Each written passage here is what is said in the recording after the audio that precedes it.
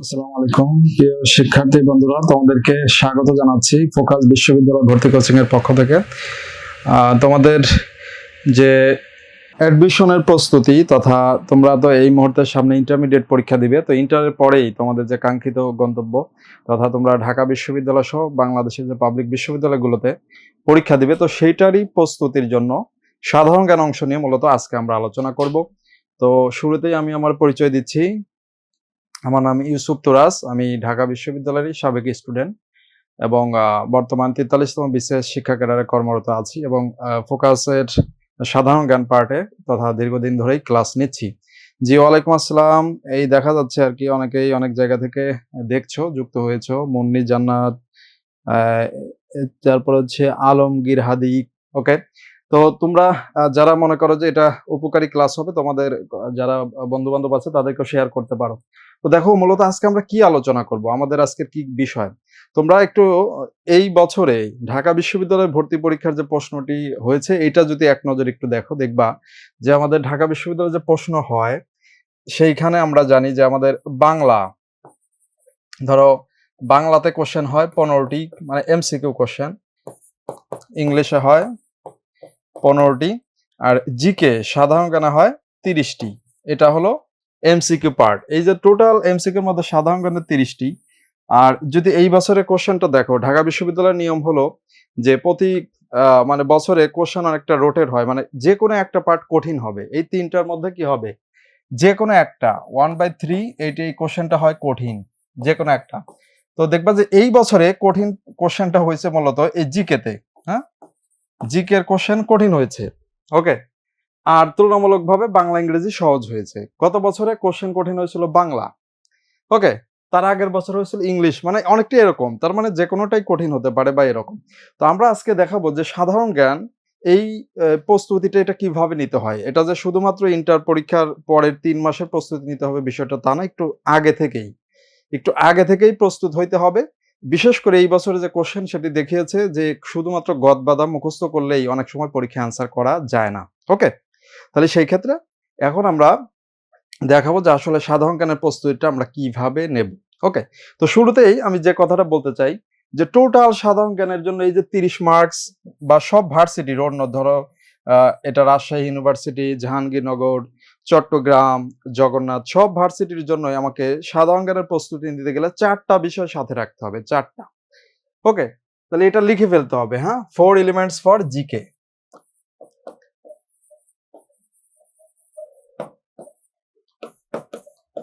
For GK. তো আমাদের সাধারণ জ্ঞানের জন্য 4টা বিষয় লাগবে। ওকে, তাহলে 1 নম্বরে কি, 1 নম্বরে ম্যাপ 2টি, বাংলাদেশ, আন্তর্জাতিক। তথা তোমরা সবাই জানো যে সাধারণ জ্ঞান জানতে গেলে মানচিত্র লাগে, এটা মাস্ট লাগবে। তথা বাংলাদেশের একটা মানচিত্র এবং আন্তর্জাতিক বিষয়গুলির একটা মানচিত্র, এটা অবশ্যই তোমরা মানে কিনে নিবে। ঠিক আছে, তবে বাজারে এরকম অনেক মানচিত্র আছে, তবে অধিকাংশ মানচিত্র হলো বিসিএস এর, এটা একটু ঝামেলার। অ্যাডমিশনের মানচিত্র আর বিসিএস মানচিত্র পার্থক্য আছে। তোমাদের জন্য অ্যাডমিশনের মানচিত্র লাগবে, সেই হিসাবে তুমি বাজারে যতগুলো মানচিত্র আছে দেখতে পাবা যে প্যানাসে একটা মানচিত্র আছে, এটা সবচেয়ে বেস্ট ফর অ্যাডমিশন। ওকে, তাহলে এই মানচিত্র আমাদের কি কাজে লাগবে, এই দেখবা যে এই বছর কোশ্চেন আসে, তুমি দেখবা যে কোশ্চেন গুলো যখন ম্যাপ রিলেটেড কোশ্চেনটা হয়, যেটা মূলত এরকম ভৌগোলিক বিষয় নিয়ে, বাংলাদেশের ভূগোল নিয়ে, আন্তর্জাতিক ভূগোল নিয়ে, তো ওই কোশ্চেন গুলা অনেক সময় দেখা গেল হুবহু শিটে বা বইয়ে কোথাও পাওয়া যায় না, তখন ওই কোশ্চেনটা মূলত আমরা অ্যান্সার করতে পারি ম্যাপ থেকে। ওকে, তো প্রতি বছর ঢাকা বিশ্ববিদ্যালয়ে যে 30টি কোশ্চেন হয়, 30টার মধ্যে অ্যাভারেজে 3টি, মানে 10% কোশ্চেন। ওকে, এইটি এই ম্যাপ থেকে দেয়, ম্যাপ। তাহলে এটি লাগবে। আর এই ম্যাপটা কিন্তু মুখস্থ করার বিষয় না, এটা তোমরা কি করবে, ম্যাপ যেটা পড়তে হয় সেটা হলো দেয়ালে টানিয়ে, তথা দেয়ালে টানিয়ে দিতে হবে। দেয়ালে তুমি যেখানে পড়বে, মানে তোমার পড়ার টেবিলের সামনে বা এরকম, এইটা দেখতে দেখতে দেখতে দেখতে তোমার মনে এসে যাবে যে কোনটা কিভাবে মনে রাখতে হবে। ওকে, আচ্ছা, এটা গেল 1। 2 নম্বর এলিমেন্টস যেটা আমরা বলি যে যখন সাধারণ জ্ঞানের প্রস্তুতি নিতে হয়, লেকচার শিট পড়তে হয়। তো লেকচার শিট এটাই তোমাদের প্রস্তুতির মূল পার্ট, কিন্তু কথা হলো যে এই মুহূর্তে তো তোমার কাছে লেকচার শিট কি নাই, বা লেকচার তুমি তো যখন ফোকাস যদি তুমি কোনো পরবর্তীতে ইন্টারমিডিয়েটের পরে তুমি রেগুলার ক্লাস করো, তখন তোমাকে লেকচার শিট দেওয়া হবে, মানে সাধারণ জ্ঞানের শিট। তো এই শিটে এখন নাই, তাহলে এখন আমি কি করব? এর বিকল্প হলো আমাদেরকে সাথে একটা বই রাখা, বই। ঠিক আছে? তার মানে এই লেকচার শিটের বিকল্প, যেহেতু লেকচার শিট এখন নাই আমাদের, তাহলে ৩ নম্বর পয়েন্টে আমরা চলে যাব। এটার বিকল্প থাকবে একটা বই, মানে জিকে বুক। ঠিক আছে? তো জিকে বইয়ের জন্য কি, কি মানে বাজারে অনেক বই আছে। তুমি যেকোনোটা একটা দেখে ভালো দেখে কিনে নিতে পারো। তবে আমরা মানে তুলনামূলকভাবে সাধারণ জ্ঞানের জন্য আমাদের অ্যাডমিশনের জন্য যথেষ্ট একটা ভালো বই জিকে প্যানাসিয়া। তুমি এটা কিনতে পারো। প্যানাসিয়া বই যেটা আমি নিজেও প্যানাসিয়া বইয়ের লেখকদের একজন, এবং সেই বই যথেষ্ট পরিমাণ আপডেটেড তথ্য আছে, এবং সেইখানে লাস্টে যে সাম্প্রতিকের ক্লাসগুলো ওখানে পাবে, যে বিভিন্ন সাম্প্রতিক যেগুলো সাধারণ জ্ঞানে হয় সেগুলো পরবর্তীতে একটা ক্লাসে দিয়ে দেওয়া হয়। তো যাই হোক, এটা তবে এই বইয়ে কি, কি পড়তে হবে মূলত আজকের ক্লাসের খুব ইম্পোর্টেন্ট একটা বিষয় হলো, আমি তোমাদেরকে ৫ টা বাংলাদেশ এবং ৫ টি আন্তর্জাতিক গুরুত্বপূর্ণ টপিক, যে টপিকগুলো এই ১০ টা টপিক যদি তুমি পড়ে ফেলতে পারো তোমার ইন্টারের পরীক্ষার আগেই, তাহলে আশা করা যায় তুমি এখান থেকে ১০ টি মার্কস কমন পাবে ইনশাআল্লাহ ঢাকা বিশ্ববিদ্যালয়ে। তার মানে হলো যে আমি তো ঢাকা বিশ্ববিদ্যালয়ে ৩০ মার্কসের পরীক্ষা দেব জিকে। তার মধ্যে ১০ মার্কস যদি আমি আগেভাগেই পড়ে কমপ্লিট করতে পারি, তাহলে সেটি তো আমার জন্য অনেক বেশি অ্যাডভান্স হলো, মানে অ্যাডভান্টেজ আমি এগিয়ে গেলাম। তো সেই ক্ষেত্রে এই বই থেকে মূলত ওই ১০ টি, ৫ টি বাংলাদেশ, ৫ টি আন্তর্জাতিক এই টপিকটা পড়তে হবে। তো আমি বলে দেব। এটা এখন না, ক্লাসের শেষের দিকে, ওকে? আর মানে তুমি অবশ্যই ক্লাসটা শেষ পর্যন্ত দেখার চেষ্টা করো, যাতে শেষ পর্যন্ত আমি এই ক্লাসের এই টপিকগুলো বলে দেব, ওকে? এবার আসো ৪। খেয়াল রাখবা, তুমি যদি ঢাকা বিশ্ববিদ্যালয়ে এই বছরের কোশ্চেনটাও দেখো, টোটাল কোশ্চেন যে ৩০ টা হয়েছে, ৩০ টার মধ্যে ডিরেক্ট সাম্প্রতিক থেকে দিয়েছে, মানে যেটাকে বলা হয় সাম্প্রতিক, মানে আমরা বলছি সাধারণ জ্ঞানে সব জায়গাতে সাম্প্রতিক আসে। সাম্প্রতিকে এরকম সাম্প্রতিকের কোশ্চেন এবার ছিল ডিরেক্ট ১০ টি। আর ইনডিরেক্ট ধরলে সেটা আরো বেশি হয়, মানে ইনডিরেক্ট আরকি, হ্যাঁ? ১৪ টি। যে টপিক সাম্প্রতিকের, যেরকম ভূমিকম্প। এই ভূমিকম্প তো মূলত ওই যে বাংলাদেশে এবার ঘটছিল আরকি ২১শে নভেম্বরের দিন। ওইটার কারণেই না বাংলাদেশের ইতিহাসে সবচেয়ে শক্তিশালী ভূমিকম্প অতীতে কোনটি সেটা পরীক্ষা দিয়েছিল। তার মানে চিন্তা করো, ভূমিকম্প এখন হইছে দিছে তার অতীত থেকে। এইভাবে কোশ্চেনটা দিয়েছে। তাহলে এরকমের কোশ্চেন যদি আমরা বলি এরকম সাম্প্রতিক ১০ টা, তাহলে সাম্প্রতিক আমি পাবো কোত্থেকে? তো খেয়াল করো, সাম্প্রতিকের জন্য ফোকাসের পক্ষ থেকে যখন তুমি রেগুলার স্টুডেন্ট হবে, ফাইনালি যখন ক্লাস হবে তখন তোমাদেরকে প্রত্যেক মাসে একটা করে পিডিএফ দেওয়া হবে, এবং পরীক্ষার ১ মাস আগে একটা শীট দেওয়া হয় জিকে হাইলাইটস। তো জিকে হাইলাইটস তো সেই শেষের দিকের কথা। এখন তাহলে কি পড়বে? এখন থেকেই সাম্প্রতিক পড়তে হবে। তাহলে কি পড়বা? দেখায় কারেন্ট অ্যাফেয়ার্স। ৪র্থ নাম্বার কারেন্ট অ্যাফেয়ার্স পড়বা। ওকে? তো এই কারেন্ট অ্যাফেয়ার্স এর কতটুকু পড়তে হবে? এই কারেন্ট অ্যাফেয়ার্স কিন্তু তোমার পার্মানেন্ট না। তোমাকে লাস্টে যেটা পড়তে হবে আমি সেটা দেখাবো। যে তোমার জন্য ওই যে যেটা হলো জিকে হাইলাইটস, মানে যেটা আমাদের ফাইনাল যেটা, এইটা পড়লে হয়ে যাবে। কিন্তু সেটা তোমার স্টুডেন্ট যখন তুমি কোচিং শুরু হবে তখন, মানে শেষের দিকে। কিন্তু কারেন্ট অ্যাফেয়ার্স এ কতটুকু? ১ থেকে ১০ পৃষ্ঠা। ১ থেকে ১০ পেজ। তার মানে শুরু থেকে ১ থেকে ১০ পেজ এইটুকু যদি পড়ো তাহলে কাজ হয়ে যাবে। পুরাটা পড়তে হবে না। ঠিক আছে? ওকে, না, ভূগোল বইয়ে আন্তর্জাতিক আর বাংলাদেশের মানচিত্র ওটা দেখলে হবে না। ডিরেক্ট মানচিত্র যেটা হলো একদম তোমার দেয়ালে টানিয়ে রাখতে হয়, বড়। ঠিক আছে? বড় মানচিত্র। ওকে? আচ্ছা, ওকে। এই যে তোমাদের কারো কোনো থাকলে প্রশ্ন করলে চাইলে করতে পারবে, কোনো প্রবলেম নাই। ওকে। তার মানে দেখো, এই চার্টটা যদি তুমি ঠিকঠাক রাখো, এর বাইরে আর একটা অক্ষরও ঢাকা বিশ্ববিদ্যালয়ের জন্য পড়তে হবে না। জাস্ট এটাই। ওকে? শুধু এটা। তার মানে ম্যাপ সাথে রাখবে, ম্যাপ লাগবে আমাদের। এটা লেকচার শিট যখন ক্লাস আসবে তখন। তার মানে এখন তোমার এটা লাগতেছে না। কিন্তু এটা খুবই ইম্পোর্টেন্ট হবে কখন? যখন তুমি ক্লাস করো। ওকে? তখন। এবার আসো, এইটার বিকল্প হলো কোনটা এখন? আমাদের কাছে বই। তথা সে জিকে প্যানাসিয়া বা এরকম একটা বই কিনে নেবা, এবং ওই বইয়ে আমি আজকে কিছু টপিক দিয়ে, মানে আমি তোমাদেরকে পড়াবো যে আসলে এই টপিক থেকে যদি কোশ্চেনটা আসে তাহলে কিভাবে আসে। ইভেন এই বছরে এসেছে। আমরা মানে যে বছরে কোশ্চেন হয়ে গেল, এই বছরও পরীক্ষা এসেছে, রেগুলার সেখানে আসে। এটা একটা দেখাবো আমরা। আর দ্বিতীয় হলো, এই যে এই বই থেকেই ৫ টি টপিক আমি বলে দেব, বাংলাদেশ, ৫ টি আন্তর্জাতিক। এই ১০ টি তোমাদেরকে পড়ে ফেলতে হবে। ওকে? এবং সেটা পড়ে ফেলতে হবে। আর এরপরে কি বললাম, যে প্রত্যেক মাসেই যে সাম্প্রতিক ঘটনাগুলো ঘটছে, ওকে? তোমাদের সাম্প্রতিক কিভাবে হবে দেখো, এই যে এই বছরে যে কোশ্চেন তো দেখলা যে ১০ টি থেকে ১৪ টা সাম্প্রতিক এসেছে। তাহলে এখন আগামী পরীক্ষাতে কি আসতে পারে? দেখো, আগামীতে নির্বাচন হচ্ছে বাংলাদেশের। সেই নির্বাচন থেকে ধরে রাখো তোমাদের যে পরবর্তী তোমরা যখন পরীক্ষা দিবে নিঃসন্দেহে একটি কোশ্চেন সেখান থেকে আসবে। ওকে, যেরকম এই বছর জুলাই সনদ থেকে 2টা কোশ্চেন দিছে, জুলাই সনদ থেকে, এই যে নতুন করে যে জুলাই সনদ হলো, তাহলে নির্বাচন হবে, নির্বাচন থেকে মাস্ট কোশ্চেন হবে। ওকে, তার মানে এরকম শুধুমাত্র যে যে ঘটনাগুলো সাম্প্রতিক ঘটতে থাকে এইগুলো থেকেই কোশ্চেনটা দেয়। তো যাক, এই জন্য আমাদেরকে ওই কারেন্ট অ্যাফেয়ার্সটা পড়তে পারে। কারেন্ট অ্যাফেয়ার্স আবার অনেক বড়, 50-60 পৃষ্ঠা, মানে অধিকাংশই বুঝতে পারে না কি পড়ে, এত তথ্য পড়তে যেতে মাথা হ্যাং হয়ে যায়। তো একটু খেয়াল রাখবা, মানে ফোকাসের অন্যতম বৈশিষ্ট্য হলো আমরা স্টুডেন্টকে মানে সব সময় মানে কম পড়তে বলি যে এইটুকু পড়ো।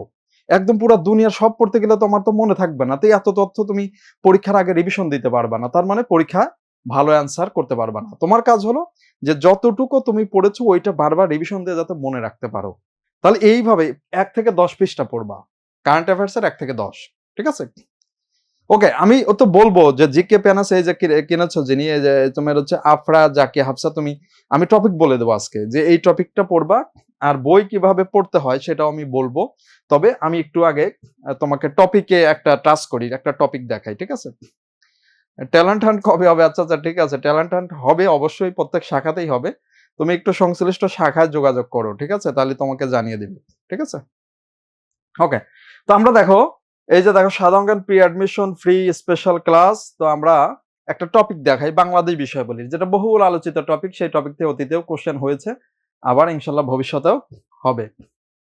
দেখো, এই যে আমরা 1947 থেকে 1952 ইতিহাস এইটুকু দেখবো, মানে বিশেষ করে 52 ভাষা আন্দোলন। তো এই পার্টটুকু একটু দেখিয়ে দিচ্ছি, কারণ ইতিহাস থেকে দেখো এবার আমাদের বাংলাদেশের ইতিহাস থেকে কেমন কোশ্চেন হয়েছে। শুধু মুক্তিযুদ্ধের উপর থেকে কোশ্চেন দিচ্ছে 4টা, শুধু মুক্তিযুদ্ধের উপর থেকেই কোশ্চেন 4টা। জুলাইয়ের উপর থেকে, জুলাই সনদ থেকে কোশ্চেন দিচ্ছে 2টা। তার মানে কোশ্চেন কিন্তু বেশ করে এই পার্ট থেকে বেশি হয়। এবং ধরো ভাষা আন্দোলন, এটা রেগুলার প্রায় কোশ্চেন আসে।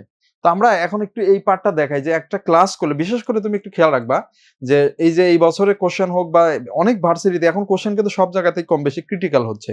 ইভেন এখানে একটা বিষয় আছে মেন্টাল অ্যাবিলিটি, হ্যাঁ, আমরা মেন্টাল অ্যাবিলিটি কিছু কোশ্চেন আছে, সেই কোশ্চেনটা কিভাবে সলভ করতে হয় এটা আমরা দেখিয়ে দেবো। মানে দেখিয়ে নাও মানে হলো যে ঢাকা ভার্সিটির ইতিহাসে প্রথমবারের মতো মেন্টাল অ্যাবিলিটি থেকে 2টা কোশ্চেন দিছে, ওই ম্যাথের মতো আর কি, ঠিক আছে? তো ওই কোশ্চেনের জন্য আলাদা করে কোনো বই পড়তে হবে না, কোশ্চেন সলভ করলেই হবে। সেটা কি? বিসিএস এর কোশ্চেন সলভ। তার মানে হলো তোমাকে একটা যদি আমি বলি, এখনই ওটা করতে বলতেছি না, দেখে ওটা লিখে নেয় আর কি।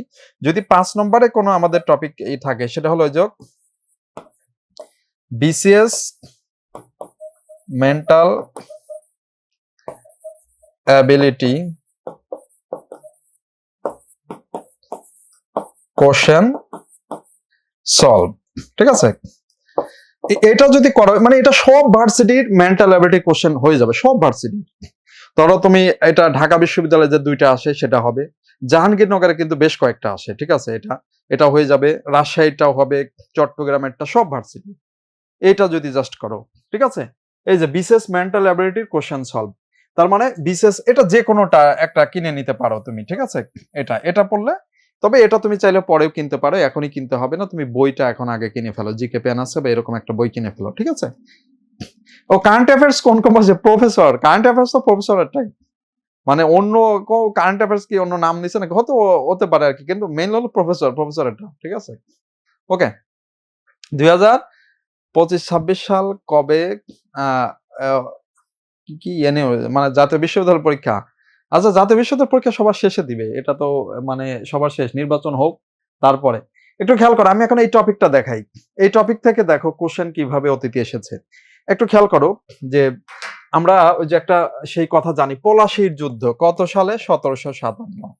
সেই দিন যে আমরা এই ব্রিটিশদের অধীনে চলে গেলাম, সেইখান থেকে মুক্তি পেলাম কবে? 1947-এ। সেই যে 1947-এ মুক্তি হলো, এটাকে বলা হয় ব্রিটিশ শাসনের বা শোষণের অবসান। পাকিস্তান হলো, ভারত হলো, আমরা পাকিস্তানের মধ্যে পড়লাম।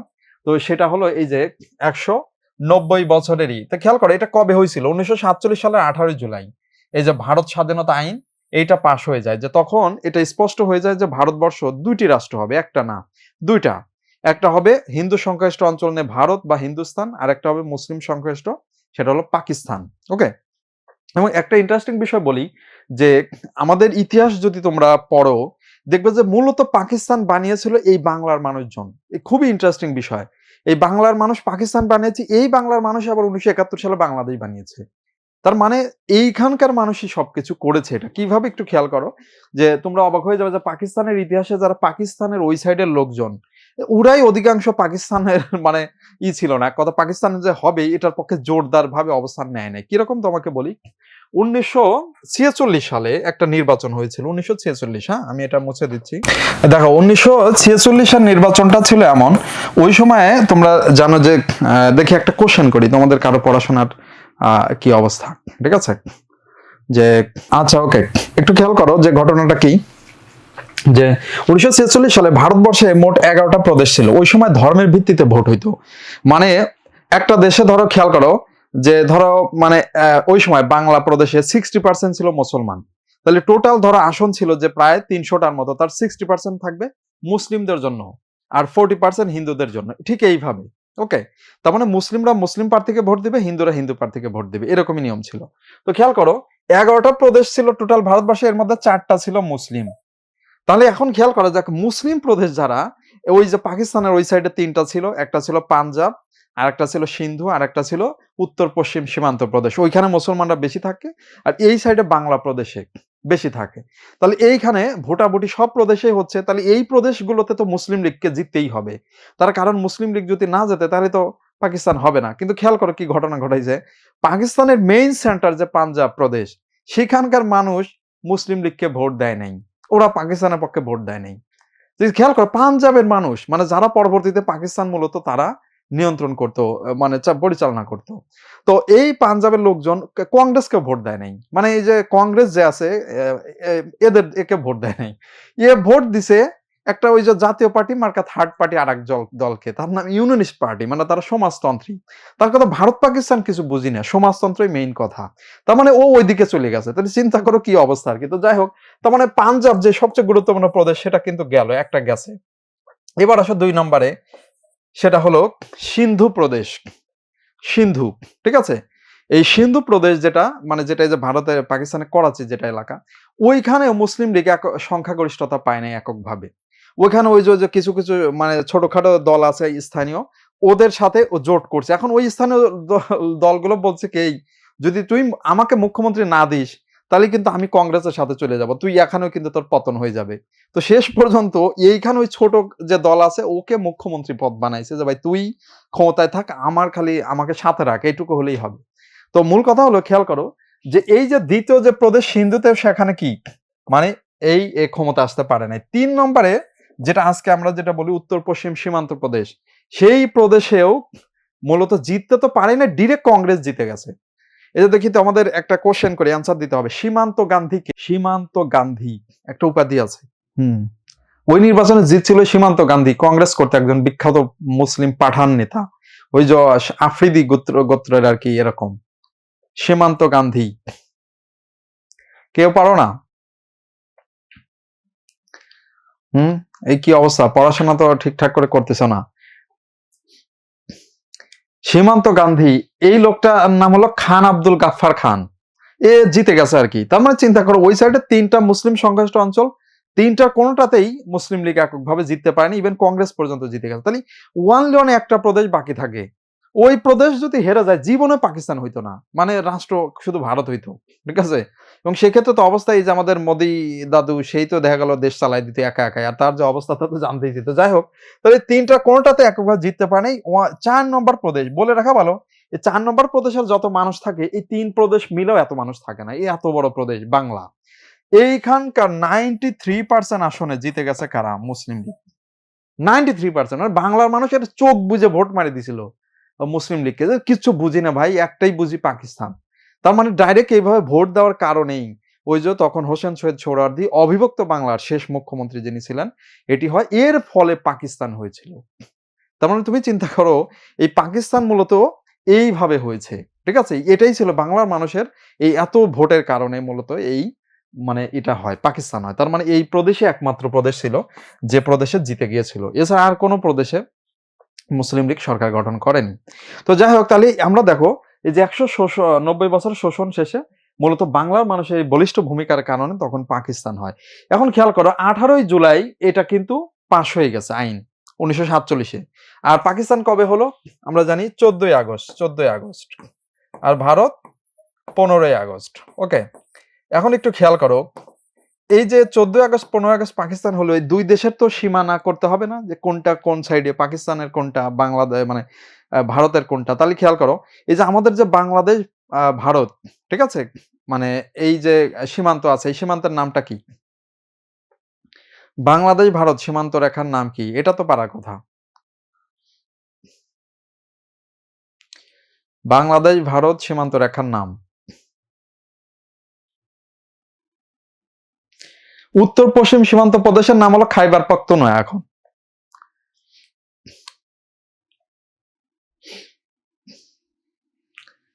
ঠিক আছে। আচ্ছা দেখো, এটা পারতেছো না, মানে আমাদের বর্ডারের নাম কি? ভারত বাংলাদেশ বর্ডারের নাম, সীমান্ত রেখার নাম কি?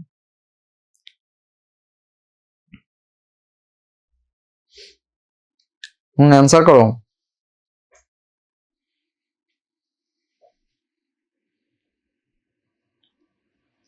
কেউ পারছো না? এই দেখো, এই যে এইটা মানে এই যে লেখাই রয়েছে তো, পাকিস্তান ভারত বিভক্তকারী কমিশনের নাম রেড ক্লিফ কমিশন। খেয়াল করো, রেড ক্লিফ লাইন। ওকে, বাংলাদেশ ভারত সীমারেখার নাম রেড ক্লিফ লাইন। তো খেয়াল করো, এই রেড ক্লিফ মানে একজন ব্যক্তি যিনি ছিলেন লন্ডনে, ইংল্যান্ডে, তাকে দায়িত্ব দেওয়া হলো ওই 18ই জুলাই যে দ্রুত তুমি ভারতে চলে যাও, ভারতবর্ষের যে ওই ভারতবর্ষে গিয়ে পাকিস্তান এবং ভারতকে দুই ভাগে ভাগ করে দাও। ঠিক আছে, কিভাবে ভাগ করবা? মুসলিম সংখ্যাগরিষ্ঠ অঞ্চল হবে পাকিস্তান, আর হিন্দু সংখ্যাগরিষ্ঠ অঞ্চল হবে ভারত। ওকে, তো বলে রাখা ভালো, 1900 মানে এই 47 সালের 14ই আগস্ট পাকিস্তান হলেও রেড ক্লিফ লাইনের সীমানা পাবলিশ হয়েছিল 17ই আগস্ট, মানে 3 দিন পরে। খেয়াল করো কি ঘটনা এখানে ঘটছে। রেড ক্লিফ, তুমি যদি আমি একটা দেখাই, ম্যাপ, ঠিক আছে। আচ্ছা, এখানে কি বাংলাদেশের ম্যাপ আছে? আচ্ছা, বাংলাদেশের আমি এইটা দেখাচ্ছি তোমাকে, ম্যাপ আঁকে দেখাচ্ছি। হ্যাঁ, এখানে দেখবা যে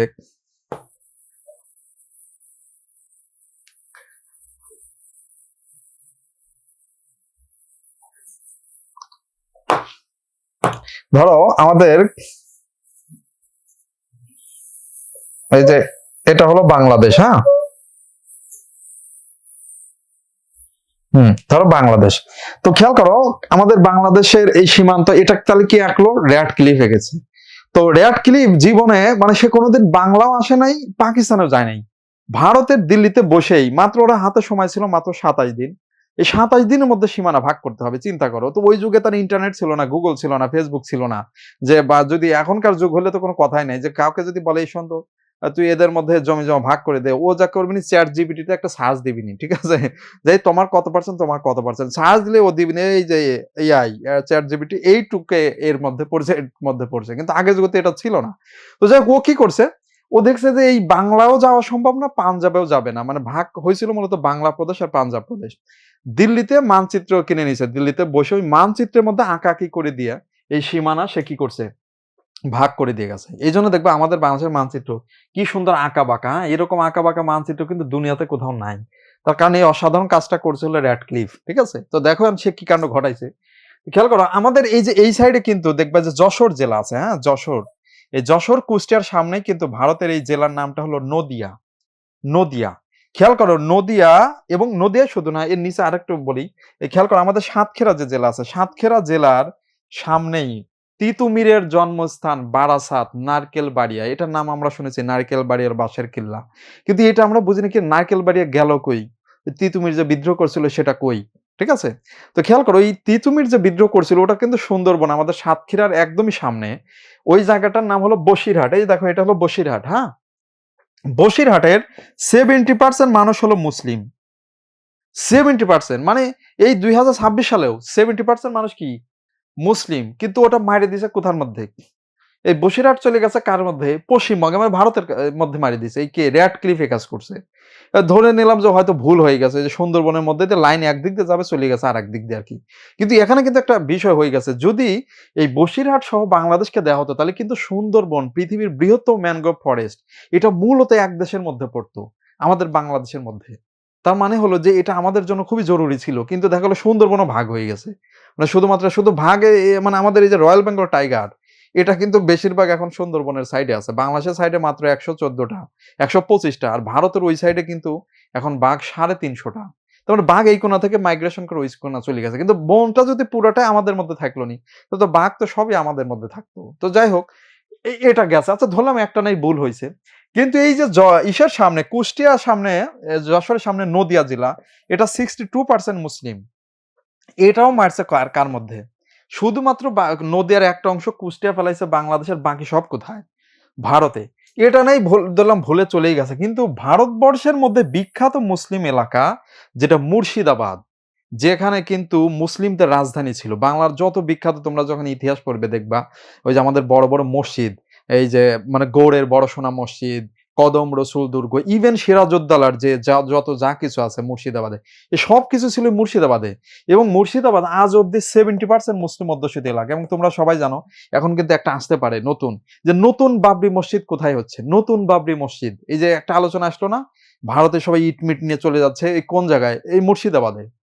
তার মানে মুর্শিদাবাদেই এটা হচ্ছে, ওই যে অযোধ্যা যে বাবরি মসজিদ ভেঙে ফেলছিল ওটার প্রতিবাদে। ওকে, তাহলে খেয়াল করো, এখানে 70% মুসলিম, শুধু এটা না, এটাই মুসলমানদের মেইন জায়গা, অথচ সেটাও মারি দিছে কোথায়? ভারতের মধ্যে। ঠিক আছে, মানে এই রেড ক্লিপে কাজ করছে আর কি। এর পরের জেলার নাম হলো মালদা, এই যে যেটা আমাদের চাঁপাইনবাবগঞ্জের একদমই সামনে, এটা 56%, এই যে এটা 56% মুসলিম অধ্যুষিত, এটাও মারছে কোথায়? ভারতে। এইবার এইখানে দেখো, আমাদের কুড়িগ্রাম জেলাতে যেদিক দিয়ে যে ব্রহ্মপুত্র নদ আসছে, এই সাইডটা, এটা পুরাপুরি এখানে 4টা জেলা আছে আসামের। এই আসামের 4টা জেলার 80% মানুষ হলো মুসলিম অধ্যুষিত, বিশাল এলাকা এটা। এবং তোমরা অবাক হয়ে যাবে যে এই যে ভারতের লাস্টে গত 2 বছর আগে নির্বাচন হলো, গত বছরই নির্বাচন হয়েছে, এই সেইখানে দেখবা যে জিতছে কে? নরেন্দ্র মোদী। মানে নরেন্দ্র মোদী 2024 সালে, মানে গত বছর আগে 24 সালের নির্বাচনে। তো নরেন্দ্র মোদীর দল জিতলেও মানে সবচেয়ে বেশি ব্যবধানে জিতছে যে এমপি, সে একজন মুসলিম, সে আবার নরেন্দ্র মোদীর দলে না, কংগ্রেসের। 11 লাখ ভোটের ব্যবধানে জিতছে সর্বোচ্চ। সেই লোকটা হলো এইখানকার, এই যে আসামের এখানে একটা বিখ্যাত জায়গা আছে ধুবড়ি, ওখানকার ওই আসামের কিন্তু নেতা ছিলেন হলো মৌলানা আব্দুল হামিদ খান ভাসানী। তিনি দাবি করছিলেন আসাম পুরাটা যাবে পাকিস্তানের সাইডে, কিন্তু যায় নাই। তো যাক, আসামের মধ্যে শুধুমাত্র আমাদের সিলেট এলাকা এটা গণভোট করে পাকিস্তানে যুক্ত হয়েছে। কিন্তু একটা জিনিস বাংলাদেশের হয়তো 99% মানুষই জানে না, আমাদের সিলেট বলে যে বিখ্যাত এলাকা, সিলেট কিন্তু বাংলাদেশের বলা হয় কি, আমাদের দেশে কিছু খুবই গুরুত্বপূর্ণ জায়গা আছে, যেরকম চট্টগ্রাম তো আমরা জানি বাণিজ্যের জন্য ইম্পর্টেন্ট, কিন্তু আমাদের তেল, গ্যাস, চা, ঠিক আছে, ইভেন হাওড়, ঠিক আছে, এবং যত খনিজ সম্পদ আছে এর 70%ই পাওয়া যায় এক বিভাগে, সেটা হলো সিলেট। তার মানে সিলেট ছাড়া কিন্তু বাংলাদেশের জন্য মানে খুব কঠিন অবস্থা, মানে চলা, সিলেট মাস্ট, মানে বাংলাদেশের জন্য খুবই জরুরি। তো এই সিলেটের মধ্যে জেলা 4টা আছে, কিন্তু আসলে 4টা না, সিলেটের জেলা 5টা। খেয়াল করো, এই সাইডেরটার নাম সুনামগঞ্জ, এটা হলো সিলেট, এটা মৌলভীবাজার, এটা হবিগঞ্জ। কিন্তু সিলেটে গণভোট হয়েছিল সিলেটে সবগুলো জেলা, এই যে এখানকার এই জেলার নাম হলো করিমগঞ্জ। এই করিমগঞ্জের মানুষও 55% মানুষ ভোট মারি দিছে তারা পাকিস্তানে যাবে, কিন্তু করিমগঞ্জকে ফেলানো হয়েছে কোথায়? ভারতের মধ্যে।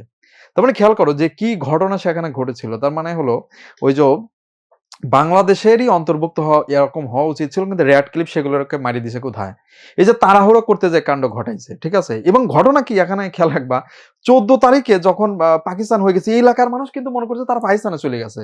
এই যে করিমগঞ্জের মানুষ, এই যে মুর্শিদাবাদ, মালদা, তারা সেই হারে মিছিল করতেছে, হ্যাঁ হয়ে গেছে পাকিস্তান, এরকম মানে। এখন 2 দিন পরে মানচিত্র পাবলিশ হয়েছে, কিরে ভাই আমাদেরটা গেল কই? ঠিক আছে, মানে ওদেরটা, মানে দেশ 2 দিনের মধ্যে কি চেঞ্জ হয়ে গেছে, মানে এরকম ঘটনা সেখানে ঘটছে। ইভেন যদি তোমাদের কারো বাড়ি থাকে যশোরে, যশোরে কিন্তু একটা জায়গা আছে, দেখবা যে একটা মানে গ্রামের মধ্যে দিয়ে কিভাবে লাইন টানছে, ঠিক আছে, লাইন টানা এরকম এই যে বাড়ির উপর দিয়া, মানে বাড়ির উঠোন পড়ছে এক সাইডে, মানে এক দেশে, বাড়ির ঘর পড়ছে আর এক দেশে। এখন ও ভাবতেছে কিরে ভাই আমি কোন দেশে যাই, মানে অবস্থা এমন। তো মানে এই যে কাজটা করছে রেড ক্লিপ, মানে হলো সে এখানে আসেও নাই, ম্যাপ থেকে এরকম দেখে মানচিত্র দেখে একদম কি দেশের মানচিত্র আঁকিয়ে ফেলছে এরকম। তো ও যদি একটা ভালো মানচিত্র, প্যানাসের মানচিত্র কিনতো, তাহলে তো প্রবলেমটা হইতো না। কোথা থেকে ভুলভাল মানচিত্র কিনছে, একদম কি এরকম অবস্থা। তো যাই হোক, কিন্তু এইভাবে এই কাজটা হয়েছিল, এই সেই রেড ক্লিফ লাইন, এবং এই কারণে কিন্তু ব্যাপক মাত্রায় এটা একটা বিতর্কিত লাইনও বটে। তো যাই হোক, তাহলে র্যাডক্লিফ এ কাজ করেছিল। ওকে, র্যাডক্লিফ কমিশন, ঠিক আছে? এটা আর কি। আচ্ছা, এখন আমরা আসি তাহলে এরপরে কি আসতে পারে আমাদের পরীক্ষায়। তো খেয়াল করা যাক পরবর্তী শাসকদের নাম তথা প্রথম যে ছিল গভর্নর জেনারেল মোহাম্মদ আলী জিন্নাহ। আচ্ছা, ওকে। এই যে প্রধানমন্ত্রী লিয়াকত আলী খান। এরপরে আমাদের এই সাইডে পূর্ব বাংলার মুখ্যমন্ত্রী ছিল খাজা নাজিমউদ্দিন, আর ভারতের প্রধানমন্ত্রী ছিল জওহরলাল নেহেরু।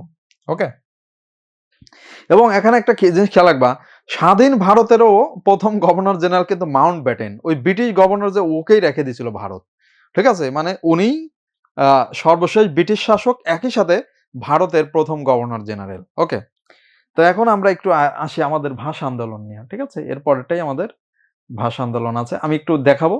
তবে আমরা আজকে দেখাবো যে দেখো, এই যে ক্লাস যদি তুমি করো, এই যে এখন কোশ্চেন যদি একটু ক্রিটিক্যালও করে, ঠিক আছে, যে র্যাডক্লিফ কমিশন, ঠিক আছে, র্যাডক্লিফ কমিশনের সাথে যদি এই যে এরকম কোশ্চেন গুলো দেয়, যে সাপোজ আমাদের যে এই যে মুর্শিদাবাদ তথা মুর্শিদাবাদ যে অঞ্চল, এটা কিন্তু মুসলিম অধ্যুষিত অঞ্চল, তাহলে যদি কোশ্চেন দেয় যে পশ্চিমবঙ্গের মুসলিম অধ্যুষিত অঞ্চল কোনটি, তথা এটা মুর্শিদাবাদ, মালদা, এই যে আমি নাম যেগুলো বললাম, বসিরহাট, এগুলো মুসলিম অধ্যুষিত এলাকা, ঠিক আছে?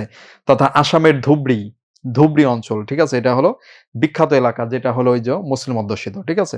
তারপরে কোশ্চেন যে কোনো ভাবে হইতে পারে, একটা সাধারণ জ্ঞানের কোশ্চেন শুধুমাত্র বইয়ের মধ্যেই এখন সীমাবদ্ধ না, ক্রিটিক্যালি হইতে হয়, মানে কোশ্চেন এইভাবে টিচাররা করতেছে।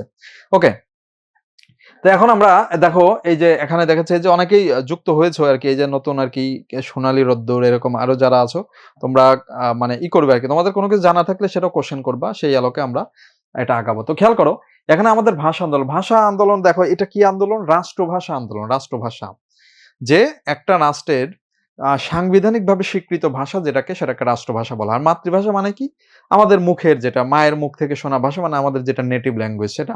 তো এখানকার নেটিভ ল্যাঙ্গুয়েজ বাংলা ছিল, ঠিক আছে, আর ওই সাইডে মেজরিটি ছিল উর্দু। তার মানে হলো স্বাভাবিকভাবেই যেটা দেখা গেল, পাকিস্তানের ধর্ম একটা হলেও রাষ্ট্রের মানুষের ভাষা দেখা গেল দুইটা, মানে বেশিরভাগ এই সাইডে 56% আমরা বাংলা, আর ওই সাইডে মূলত হলো 44% মানুষের বাস, এদের মেজরিটির ভাষা হলো উর্দু। কিন্তু তুমি আবার দেখবা বাংলাদেশের বিভিন্ন বইপত্রে লেখা রয়েছে উর্দু হলো 3.27% মানুষের ভাষা, আর পাঞ্জাবি হয়েছে 18%, সিন্ধি 10%, এরকম লেখা। কিন্তু বলে রাখা ভালো, পাঞ্জাবি হলো উর্দু ভাষার নোয়াখালীর উচ্চারণ, হ্যাঁ, ওটা কোনো আলাদা কিছু না। আর সিন্ধি হলো উর্দু ভাষার বরিশালের উচ্চারণ। তার মানে হলো যে দেখবে যে বাবর আজম, এই বাবর আজম কিন্তু পাঞ্জাবি, ঠিক আছে? এরা কিন্তু উর্দুতেই কথা বলতেছে, মানে সবাই ওখানকার সব মানুষ উর্দু পারে, উর্দু বোঝে। তো এরকম কিন্তু দেখা গেলো রাষ্ট্রভাষা কিন্তু কোনো ফাংশনাল বিষয় না, এটা জাস্ট সাম্মানিক। খেয়াল করো, এই যে দেখবে বাংলাদেশের রাষ্ট্র ধর্ম আছে, হ্যাঁ, ইসলাম। তো বাংলাদেশ রাষ্ট্রধর্ম ইসলাম হওয়ার আগেও বাংলাদেশ যেভাবে চলতো, ও রাষ্ট্রধর্ম হওয়ার পরেও একইভাবে চলতেছে। এর মানে এরকম না রাষ্ট্র একদম পুরো ইসলামিক হুকুমত অনুসারে চলবে, বিষয়টা কিন্তু এরকম না। এটা জাস্ট কি, এটা দ্বারা বোঝায় যে একটা দেশের সংবিধানে ওই দেশের রাষ্ট্রভাষা, রাষ্ট্রধর্ম মানে হলো ওই দেশের মেজরিটি মানুষ ওই ধর্ম বা ওই মানে ভাষাতে কথা বলে, জাস্ট এইটা বোঝায়, একটা সম্মান দেওয়া, ঠিক আছে? এটা কিন্তু খুবই ইম্পর্টেন্ট। মানুষের ভাষা, মানুষের ধর্ম তাদের বিশাল পরিচয়ের অংশ, ঠিক আছে? মানে দেখবা যে তুমি যদি কোথাও বিদেশে যাও, যে দেখো যে ভাই মানে সব তো মানে অন্য দেশের চেহারা অন্য, কিন্তু কেউ যদি একজন বাংলা বলে, মনে করি বাপরে বাপ, আমার মায়ের পেটের আপন ভাই, ঠিক আছে, মানে এত কাছে মনে হবে তাকে, ঠিক আছে, মানে এরকম মনে হয়। তো ভাষা যেরকম মানুষকে খুব কাছে টানে, আর ধর্ম মানে এটা খুবই কাছে টানে, যে যে এরকম, তার মানে এগুলো হলো মানুষের পরিচয়ের অংশ, এই জন্য এটার একটা রাষ্ট্রীয়ভাবে এটাকে মর্যাদা দেওয়া হয়, এটাই জাস্ট, এর বাইরে এটার কোনো ফাংশন নাই। কারণ পূর্ব পাকিস্তানের আগে থেকেই প্রাদেশিক ভাষা ছিল বাংলা।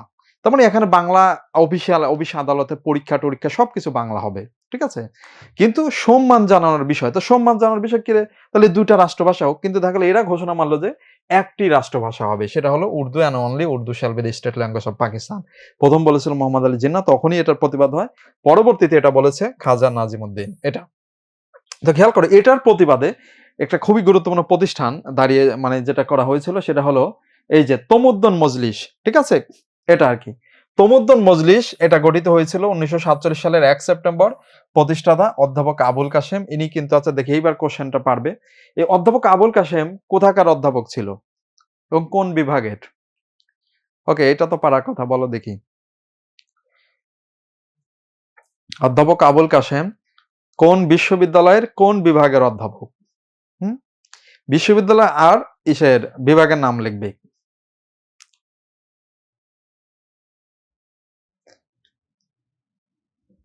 এটা তো পারা কথা। অনেকে আবার এটাতে গুগলে সার্চ দিয়ে তারপর অ্যান্সার মারে না আরকি। ঠিক আছে? হ্যাঁ। এই যে সাবিহা ইসলাম, হ্যাঁ সুন্দর, ধন্যবাদ তোমাকে। ডিইউ ফিজিক্স মানে ঢাকা বিশ্ববিদ্যালয়ের পদার্থবিজ্ঞান বিভাগের অধ্যাপক ছিল। ওকে? তারপর ইতিহাসে কিছু, কিছু মানুষ কিন্তু এরকম বিখ্যাত হয়ে যায়, অমর হয়ে যায় তাদের অবদানের কারণে। যেরকম ধরো এই যে এখানে কিন্তু অধ্যাপক আবুল কাশেম তার নাম পরীক্ষা আসে। আবার দেখবা ডক্টর শামসুজ্জোহা ৬৯ গণঅভ্যুত্থানে তিনি শহীদ হয়েছিলেন। তার নাম পরীক্ষা আসে। ঠিক আছে? আবার আসাদ ৬৯ গণঅভ্যুত্থান বিখ্যাত ছাত্রনেতা, আমাদের ভাষা আন্দোলনের শহীদরা। ইভেন এখন সাম্প্রতিকের বাংলাদেশে যেগুলো পরীক্ষা তোমাদের আসবে, এই যে দেখবা যে শহীদ উসমান হাদির নাম পরীক্ষা আসবে। ঠিক আছে? শহীদ আবরার ফাহাদের নাম পরীক্ষা আসবে। শহীদ আবু সাইদের নাম পরীক্ষা আসবে। তার মানে যারা এই বাংলার ইতিহাসের যত বড়, বড় বিভিন্ন আন্দোলন সংগ্রামের বা যারা শহীদ, এই শহীদদের নাম পরীক্ষা আসা এটা আমাদের ইতিহাসের অন্যতম পার্ট। মানে এটা রেগুলার বাংলাদেশের বিভিন্ন অ্যাডমিশনের পরীক্ষায় প্রশ্ন আসবে। ওকে? তাহলে এটা আমরা দেখলাম যে অধ্যাপক আবুল কাশেম তিনি কিন্তু শহীদ না, কিন্তু তিনি একটা গুরুত্বপূর্ণ ভূমিকা রেখেছেন। এরকম প্রতিষ্ঠা বা বিভিন্ন ইতিহাসের গুরুত্বপূর্ণ ব্যক্তিদের নাম পরীক্ষা আসে। তাহলে তাদের কি অবদান ছিল? তো তারা একটা পত্রিকা বের করেছিল, সাপ্তাহিক সৈনিক। ওইখানে এই যে রাষ্ট্রভাষা বাংলা না উর্দু এইটা নিয়ে একটা পুস্তিকা বের হয়েছিল। মানে সেটা লিখেছিল ৩ জন, অধ্যাপক আবুল কাশেম, কাজী মোতাহার হোসেন, আবুল মনসুর আহমদ। ঠিক আছে? তার মানে এরা ভূমিকা রেখেছিল কিসের জন্য? মূলত ভাষা আন্দোলনের জন্য তথা রাষ্ট্রভাষা বাংলার পক্ষে। আচ্ছা, এখানে ৪ টা কমিটি হয়েছিল। আমি একটু দ্রুত দেখাই দিচ্ছি যে ধরো এইগুলো পরীক্ষা আসে। ঠিক আছে? এই দেখো ১ম টা হয়েছিল এটা, নুরুল হক ভূঁইয়া। ঠিক আছে? রাষ্ট্রভাষা সংগ্রাম পরিষদ।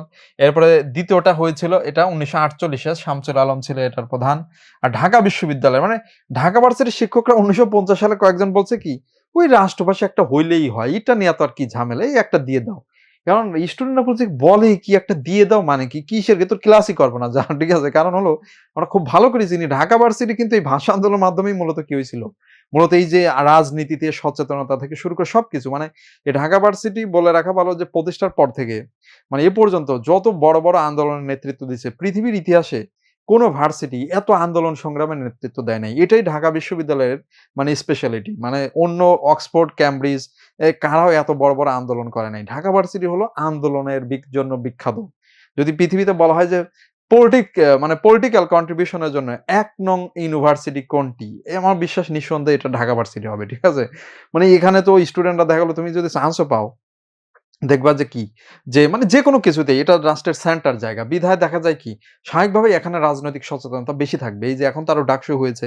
অতীতে কিন্তু এই প্রতিষ্ঠানগুলো বড় ভূমিকা রেখেছে। তো যাই হোক, তারা মানে ঢাকা ভার্সিটির স্টুডেন্টরা খেপে ওঠে এবং তারা কিন্তু এই যে রাষ্ট্রভাষা সংগ্রাম পরিষদ করে এবং আব্দুল মতিন ছিল আহ্বায়ক এবং ফাইনালি যেটা একদম ১৯৫২ সালে ২১শে ফেব্রুয়ারি যে কমিটির নেতৃত্বে হয়েছিল সেটা এটা। ঠিক আছে? এই যে এটারই তারিখ পরীক্ষায় বেশি আসে। এই যে এটার তারিখ আসে ৩১ জানুয়ারি ১৯৫২। কাজী গোলাম মাহবুব ছিল এর আহ্বায়ক। ওকে? হ্যাঁ, গুচ্ছের ক্লাস নেওয়া হবে। গুচ্ছের ক্লাস মানে হলো যে হ্যাঁ, এর সাথে প্রত্যেক ভার্সিটির ক্লাস হবে। গুচ্ছেরও ক্লাস হবে। জাতীয় বিশ্ববিদ্যালয়টা হবে। মানে কোনটাই বাদ যাবে না। যারা তোমরা এবার পরীক্ষা দিচ্ছ, দিবা। ওকে, এবার দেখো এই যে ভাষা আন্দোলন পরবর্তীতে এখন বিভিন্ন ইতিহাসে যেটা ১ম তালিকায় দাবি জানিয়েছিল ধীরেন্দ্রনাথ দত্ত কুমিল্লার। ঠিক আছে? আর ২১শে ফেব্রুয়ারি যেদিন, ওইদিন কিন্তু এই যে যার সভাপতিত্বে মূলত প্রোগ্রামটা হয়েছিল গাজীল হক। আর প্রোগ্রামটা হয়েছিল কোথায়? দেখবা যে ঢাবির আমতলায় লেখা হইছে। এই ঢাবির আমতলাটা কোথায় এখন? ঢাবির আমতলা। এটা কে বলতে পারবা কোথায়? এটা কি ঢাকা বিশ্ববিদ্যালয় আমতলা আছে নাকি? আমরা তো দেখি ঢাকা বিশ্ববিদ্যালয়ের বটতলা আছে। তা আমতলা কোথায়? আমতলা। হ্যাঁ, আমতলা হলো আজকে ঢাকা মেডিকেলে চলে গেছে। ঢাকা মেডিকেলকে দেওয়া হইছে ওই জায়গাটা। তুমি যদি ঢাকা মেডিকেলে ইমার্জেন্সি গেট যেখানে আছে দেখবা যে চাংখারপুল থেকে ওখানে, এইটা হলো আমতলা। মানে ওইখানে ওখান থেকে মিছিলটা বের হয়েছিল। যাবে কোথায়? এই যে এখানে জগন্নাথ হল ছিল পূর্ব পাকিস্তানের আইনসভা। এইখান থেকে মিছিল বের হয়ে জগন্নাথ হলের সামনে যেয়ে তারা মূলত ওই যে রাষ্ট্রভাষা বাংলার পক্ষে দাবি জানাবে। কিন্তু ঘটনা হলো ওই পর্যন্ত মিছিল যাইতেই পারে নাই। ঠিক আছে? এই যে এখানে দেখবে গেটটা এখনো আছে। তোমরা যদি কেউ ঢাকা মেডিকেলে যাও, ঢাকা মেডিকেলে একদমই ঢোকার মুখে ইমার্জেন্সি যে গেট ওখানে দেখবা একটা গেট লেখা রইছে যে ঐতিহাসিক আমতলা গেট। এবং এটাও লেখা রইছে ১৯৫২ সালে ২১শে ফেব্রুয়ারি ছাত্ররা মানে এখান থেকে ১৪৪ দ্বারা ভঙ্গ করে মিছিল বের করে। তার মানে ওটাই সেই গেট। এই গেটের পাশে একটা আম গাছও আছে। যদিও আম গাছ এইটা সেটা না। অনেকেই মনে করে ও এটাই সেই আম গাছ যা সেলফি মারে। ঠিক আছে? যে এই সেই ওই বিখ্যাত আম গাছের নিচে।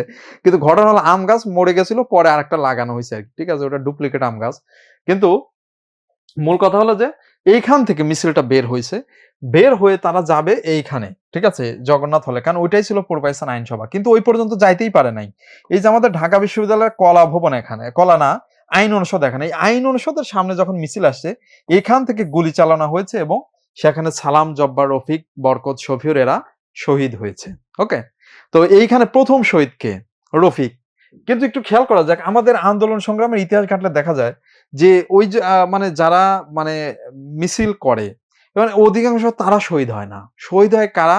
এ খেয়াল রাখবা যে যেরকম এখানে ভাষা শহীদদের মধ্যে একজন মাত্র ছিল মিছিলে ওই দিন, সে হলো বরকত। আর বাকি কেউ মিছিলে ছিল না ডিরেক্টলি, কিন্তু তারা কিন্তু শহীদ হয়েছে। ঠিক আছে, কি রকম ভাবে? যেরকম পথচারী ছিল, দেখবে যে যদি কোথাও মিছিল যায়, এখনো যদি কোথাও মিছিল যায়, ওই দেখবে আশেপাশের মানুষজন সব উৎসুক হয়ে থাকে, "এই কিরে কোন দল মিছিল করে দেখি তো", ঠিক আছে, মানে মানে উৎসুক থাকে। তো হঠাৎ করে পুলিশ যদি কোনো কাঁদানে গ্যাস বা এক কথায় যে লাঠি দিয়ে মারে বা কোনো গুলি করে, সবার আগে মাইরটা খায় হলো যে ওই যে দেখতে গেছে সে। তার কারণ ওর তো কোনো প্রস্তুতি নেই কোন দিকে যাবে, ও তো কেবল দেখতে গেছে আরকি। তো এরকম ঘটনা হয়। তার মানে সবার আগে এখানে এই যে এই সাইডে ছিল যে পথচারীদের মধ্যে সে হলো রফিক, গুলিবিদ্ধ হয় এবং রফিক ভাষা আন্দোলনের ১ম শহীদ। এরপরে এখানে বরকত, জব্বার সহ, বরকত একদমই পিছন দিকে গেটে ছিল। কিন্তু দেখা গেল সামনে যারা ছিল কেউ গুলি খায় নাই, কিন্তু পিছনে যে বরকত ছিল সে গুলিবিদ্ধ হয়ে যায়। এবং দেখা যাচ্ছে এই যে যারা এখানে শহীদ দেখা যাচ্ছে, ১ম শহীদ রফিক এবং বরকতের নাম পরীক্ষায় বেশি আসে কারণ ঢাকা বিশ্ববিদ্যালয়ের স্টুডেন্ট ছিল বরকত। এই যে বরকত ডাকনামে ভাই ঢাকা বিশ্ববিদ্যালয়ের রাষ্ট্রবিজ্ঞান বিভাগের ছাত্র ছিল। এই খেয়াল রাখবা, এই শরীফ ওসমান বিন হাদি এ কিন্তু রাষ্ট্রবিজ্ঞান বিভাগের স্টুডেন্ট ছিল। মানে তোমাদের এই যে পরবর্তীতে যাদের নাম আসতে পারে, তো এও রাষ্ট্রবিজ্ঞান, তার মানে রাষ্ট্রবিজ্ঞানের লোকজনই আসলে রাষ্ট্রের মূলত আসলে গুরুত্বপূর্ণ ভূমিকা রাখছে আর কি, দেখা যাচ্ছে। তো যাই হোক, তার পৈতৃক নিবাস ছিল মুর্শিদাবাদ জেলা। ওকে, এবং অন্যান্য ভাষা শহীদ যারা, এই যে আব্দুল জব্বার, রফিক, সালাম, তাহলে আব্দুল জব্বারের বাড়ি হলো ময়মনসিংহ, রফিক মানিকগঞ্জ, আব্দুল সালামের হলো ফেনী। এই ভাষা শহীদদের কারণেই মূলত আন্দোলন কিন্তু সফল হয়েছিল। এর ফলে কিন্তু বাংলাদেশের ইতিহাসে এই ট্রেন্ডিংটাই পরবর্তী সব আন্দোলনে হয়েছে, যে ছাত্ররা যদি কোনো আন্দোলনে নামে আর সেই আন্দোলনে যদি গুলি চলে, তাহলে অবশ্যই ওই আন্দোলন কি হবে? সফল হবে। আর শুধু সফলই না, ছাত্ররা যদি মারা যায়, এদেশের সাধারণ মানুষ ছাত্রদের পক্ষে এগিয়ে আসে এবং সেটা একটা গণ আন্দোলনে পরিণত হয়, যেটা ৫২তেও হয়েছে, এটা ৬৯-এও হয়েছিল এবং এটা ৯০-এও হয়েছে। ইভেন এটা সবচেয়ে বড়, মানে একেবারে ভয়ানকভাবে হয়েছে, সবচেয়ে বড় সেটা হলো ২৪-এর জুলাই গণঅভ্যুত্থানে। এবং বাংলাদেশের এই যে ৪টা গুরুত্বপূর্ণ আন্দোলনে ডিরেক্ট নেতৃত্ব দিচ্ছে ছাত্ররা। ঠিক আছে? এখানে শুরুতে এমন কোনো একজন ফিগার ছিল না যে অমুকের আহ্বানে আসতেছে। মানে আমভাবে ছাত্ররা গেছে, কিন্তু এই গুলি যেই করছে তখনই কিন্তু মোমেন্টাম চেঞ্জ হইছে, আন্দোলন সফল হয়ে গেছে। তো যাই হোক, তাহলে এটার শুরুটাই হলো ৫২ থেকে। ওকে? এটা আরকি। তো দেখো এইখানে কিন্তু পরবর্তী দেখো এই যে এটা লেখা হইছে ২১শে ফেব্রুয়ারি, বাংলা তারিখ কত ছিল এটা। আর এই যে এখন যেটা খুবই ইম্পোর্টেন্ট, যে পাকিস্তান কবে বাংলাকে স্বীকৃতি দিল, হ্যাঁ?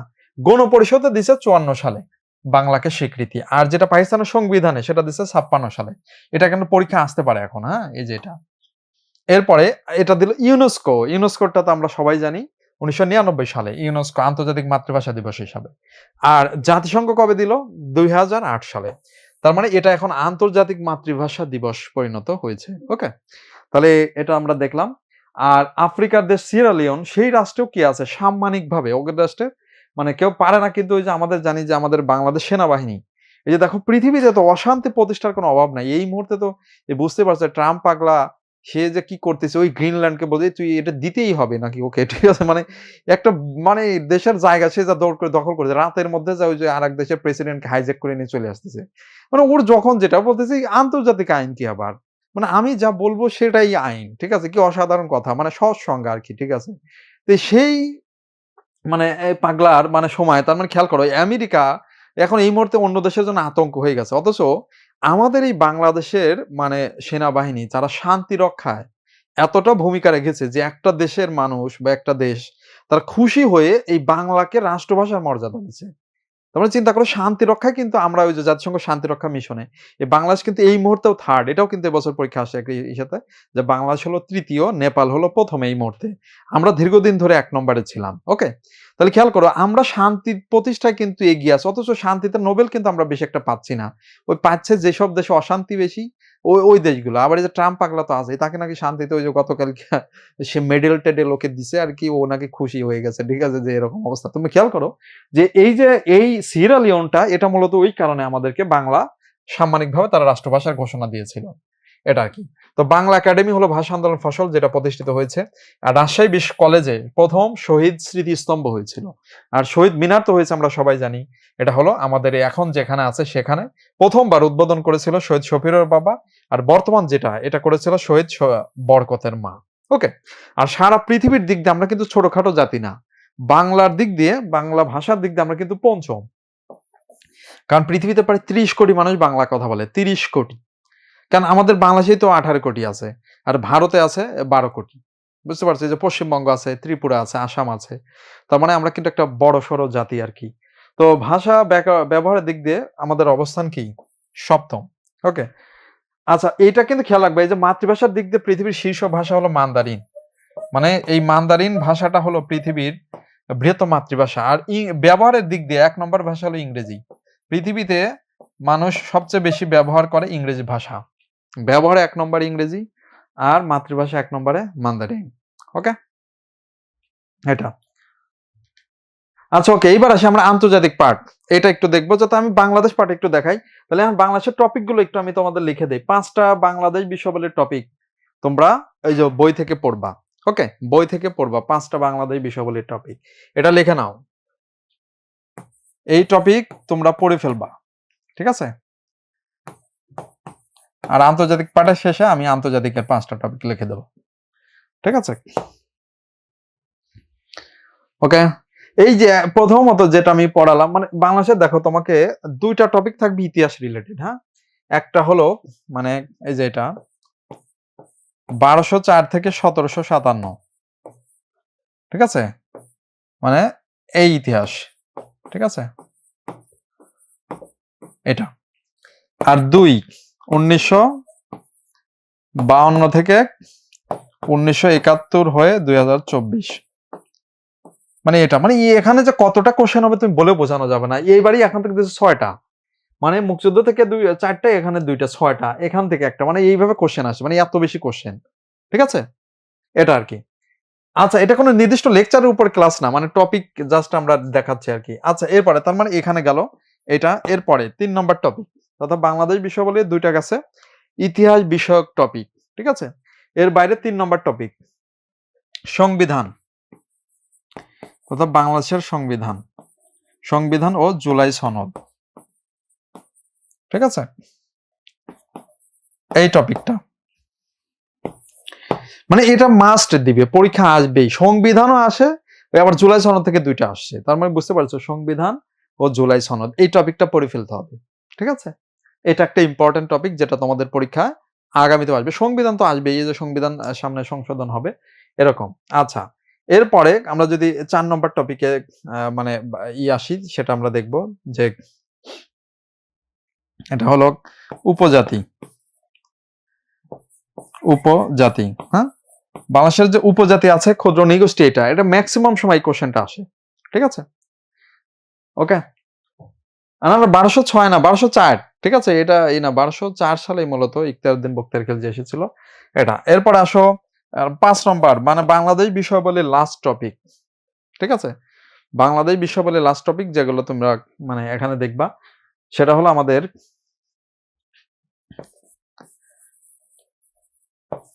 শিল্প সংস্কৃতি ঐতিহ্য। মানে এক কথা, বাংলাদেশের কালচার, ধরো আমাদের এই যে চিত্রকর্ম, আমাদের হলো লোকজ সংস্কৃতি, ভাওয়াইয়া, গম্ভীরা, এইগুলা, ঠিক আছে? বাংলাদেশের যেগুলো চিত্রকর্ম, সংস্কৃতি, ভাস্কর্য, এইগুলা, ঠিক আছে? এই টপিক। তাহলে এই 5টা টপিক তোমরা ওই যে জিকে প্যানাসিয়া বা এরকম বই থেকে পড়ে ফেলতে হবে। তাহলে এই 5টা যদি হয়ে যায়, তাহলে পরবর্তীতে আরো মানে টপিক কিছু বলে দেওয়া হবে, কিন্তু মিনিমাম এই 5টা আগে পড়তে হবে, ঠিক আছে? এই 5টা পড়লে, মানে এখানে অনেক কোশ্চেন আছে, মিনিমাম 5 থেকে 60টি কোশ্চেন ইনশাল্লাহ এইগুলো থেকে আসবে, ঠিক আছে? মানে এটা সব ভার্সিটিতে আসে। এখানে যে টপিক গুলো আছে, এটা ঢাকা ভার্সিটিতে আসে, চট্টগ্রামে আসে, রাজশাহী বিশ্ববিদ্যালয়ে আসে, মানে সব ভার্সিটির জন্য এগুলো ইম্পর্টেন্ট, ঠিক আছে? এটা আর কি। আচ্ছা, তাহলে এটা আমরা দেখলাম, এখন আমরা আন্তর্জাতিক পার্টে যাই।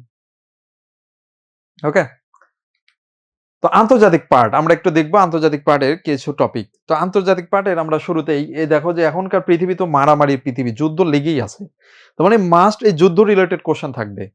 মানে এটা এখন দেখো এই মুহূর্তে কোথায় আছে, ধর ভেনেজুয়েলা ক্রাইসিস তো একটা গেলই, এরকম আরো কত ক্রাইসিস যে সামনে আসবে। এই যে ইরানের আন্দোলন সংগ্রাম বা এটা গেল, এবারে ফিলিস্তিনে যে এখন এই যে গণহত্যা যে চলমান আছে ইসরায়েল কর্তৃক সেটা আছে, ইউক্রেন রাশিয়া যুদ্ধ হচ্ছে, ইয়ামেনে যুদ্ধ হচ্ছে, তো এরকম বিভিন্ন জায়গায় যুদ্ধ বিগ্রহ, লিবিয়াতে, সুদানে, এরকম অনেকগুলো বিষয় আছে। এবারে সুদানের ওটাও পরীক্ষা এসেছে।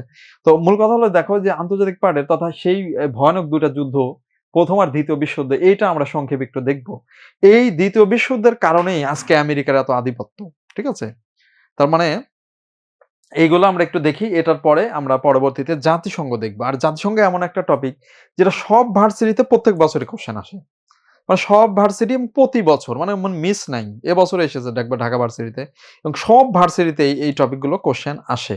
তাহলে আমরা আন্তর্জাতিক পার্টের কিছু ইম্পর্টেন্ট টপিকও পড়বো, আবার সেটার শেষে আমরা তোমাদেরকে 5টি টপিক বলেও দেবো যে এই 5টা টপিক খুবই ইম্পর্টেন্ট। ঠিক আছে? তো আমরা এখন একটু, তুমি আমাদের এই প্রথম বিশ্বযুদ্ধ কেন হয়েছিল সেটা একটু আমরা ম্যাপে যা দেখাবো। হ্যাঁ,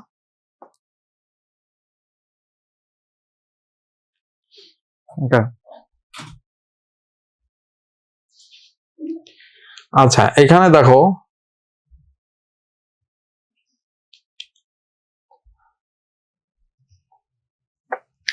এই যে এখানে এই ম্যাপে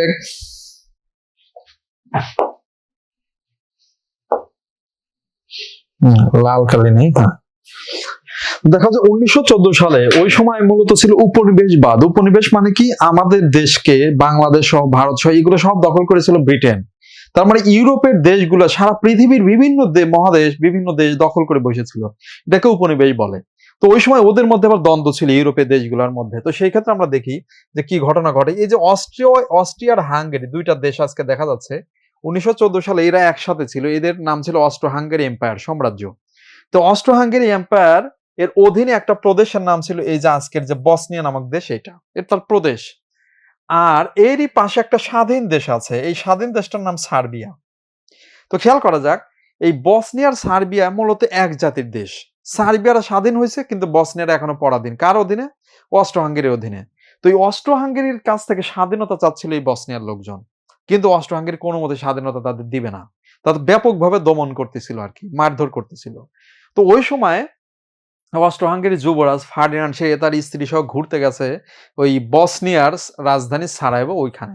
তো ওই এলাকার মানুষ তো এমনি ক্ষেপে আছে, ওর মধ্যে আবার গেছে ঘুরতে, ঘোরাঘুরির আর টাইম পায় নাই। তো ওই টাইমেই মানে ওইখানকার যারা বিদ্রোহী গোষ্ঠী ওরে গুলি করে ডাইরেক্ট কি করে ফেলছে, মেরে ফেলছে। তার মানে এই গুলি করে মারার কারণে এদের মধ্যে ব্যাপক পরিমাণে, কারণ হলো এই সার্বিয়ার যারা পন্থী তারাই এখানে গুলি করে মেরেছে। বিদায় অস্ট্রো হাঙ্গেরি খেপে যায় কার উপরে? এই সার্বিয়ার উপরে। বলল যে যদি এই যারা অপরাধ করেছে এদেরকে অস্ট্রো হাঙ্গেরির হাতে না তুলে দেয় তাহলে কিন্তু ওর খবর আছে, একদম ডাইরেক্ট ওকে কি আক্রমণ করবে। তার মানে হলো দেখো, খেয়াল করো, অলরেডি এই যে হত্যাকাণ্ডের ফলে এই যুদ্ধটা ছড়িয়ে যায় কিভাবে হয় একটু খেয়াল করো। এই দেশ দেখে তো মনে হচ্ছে খুব ছোট ছোট দুইটা দেশ, তো এদের মধ্যে আবার যুদ্ধ, সেটা বিশ্বযুদ্ধ কি করে হয়ে গেল? তো খেয়াল করে এটা কিভাবে বিশুদ্ধ হয়েছে, এটা অনেকটা ওই যে এই বাংলাদেশের ঝগড়া মডেল আছে, হ্যাঁ, ঝগড়া মডেল থেকে হয়েছে। মানে ছোটবেলায় দেখবা যে আমরা খেলাধুলা করতে যাইতাম, যে ধরো খেলতেছি এই ক্রিকেট বা ফুটবল যাই হোক, ছোট একটা খেলা, দেখা গেল কি ওই কোন একটা রান আউট টাউন আউট নিয়ে লেগে গেছে কি মারামারি, এই ছোটদের মধ্যে মারামারি। হ্যাঁ, এই মারামারি দেখা গেল কোনো এক পক্ষ হয়তো মারটার একটু খাইছে, ও যায় ওর ভাই, ওর আব্বা মানে যারা আছে এদেরকে যা বলতে, হ্যাঁ আমাদের অমুকে মারছে, অমুক গোষ্ঠীর ওই ওরা সাওয়ালপাল আমাদের মারছে, এই তো লাগে গেল এই গোষ্ঠীর লোক যা ওরে ওই গোষ্ঠীর আক্রমণ। এই তো দেখা গেল গ্রামগঞ্জের 90% মারামারি এইভাবে শুরু হয়। মানে লাগে ছোটদের মধ্যে, হেঁটেই বড়দের মধ্যে, গ্রাম বাই গ্রাম, গোষ্ঠী বাই গোষ্ঠী এরকম মারামারি। তো এইটাই এখানেই হয়েছিল। তার মানে অস্ট্রো হাঙ্গেরি মূলত আক্রমণ করে কার উপরে? সার্বিয়ার উপরে। খেয়াল করা যাক, সার্বিয়া তো ছোট দেশ, কিন্তু সার্বিয়া ছোট হইলে কি হবে? ওর ভাই ব্রাদার আবার বড়রা কেউ আছে। কিরকম? পৃথিবীর মধ্যে সবচেয়ে বড় রাষ্ট্র রাশিয়া, এটাই হলো সার্বিয়ার বিগ ব্রাদার, বড় ভাই। কারণ জাতিগতভাবে এই রাশিয়ান এবং সার্বিয়ার একই জাতি, স্লাভ জাতির দেশ। এবং এখনো খেয়াল করবে তোমরা, ইউক্রেন রাশিয়া যুদ্ধের মধ্যে এই সার্বিয়া সাপোর্ট করতেছে কাকে? রাশিয়াকে। তার মানে সার্বিয়া ইউরোপের দেশ, অথচ চলে কার সাথে? রাশিয়ার সাথে। এবং কারণ কি ওরা ধর্ম এক, ওই যে ইস্টার্ন অর্থোডক্স খ্রিস্টান, ওদের জাতিগত সব এক। তার মানে হলো যেই অস্ট্রো হাঙ্গেরি সার্বিয়াকে আক্রমণ করছে, সাথে সাথ রাশিয়া এসে বলছে কিরে, আমি থাকতে আমার ছোট ভাইয়ের উপর আঘাতে এত বড় সাহস, ডাইরেক্ট রাশিয়া সার্বিয়ার পক্ষে হয়ে যুদ্ধ ঘোষণা করে কার বিরুদ্ধে? অস্ট্রো হাঙ্গেরির বিরুদ্ধে। এখন এই যে তোমরা দেখবে যে এই বছরেও মানে একটা আমাদের কনভার্সিটির পরীক্ষা আসে যে ওই যে অস্ট্রিয়ার ভাষা কি, অস্ট্রিয়ার ভাষা, এই অস্ট্রিয়ার ভাষা জানতে চাইছে। অস্ট্রিয়ার ভাষা আছে দেখি, আমরা পারার কথা দেখা নাই, অ্যান্সার করো। অস্ট্রিয়ার ভাষা কি? এটা খুব ইম্পর্টেন্ট একটা তথ্য, এই প্রথম বিশ্বযুদ্ধ বোঝার জন্য এটা ইম্পর্টেন্ট। অস্ট্রিয়ান আসলে কোন জাতি বোঝা যায়। অস্ট্রিয়ার ভাষা কি? অ্যান্সার করো। অস্ট্রিয়ার ভাষা।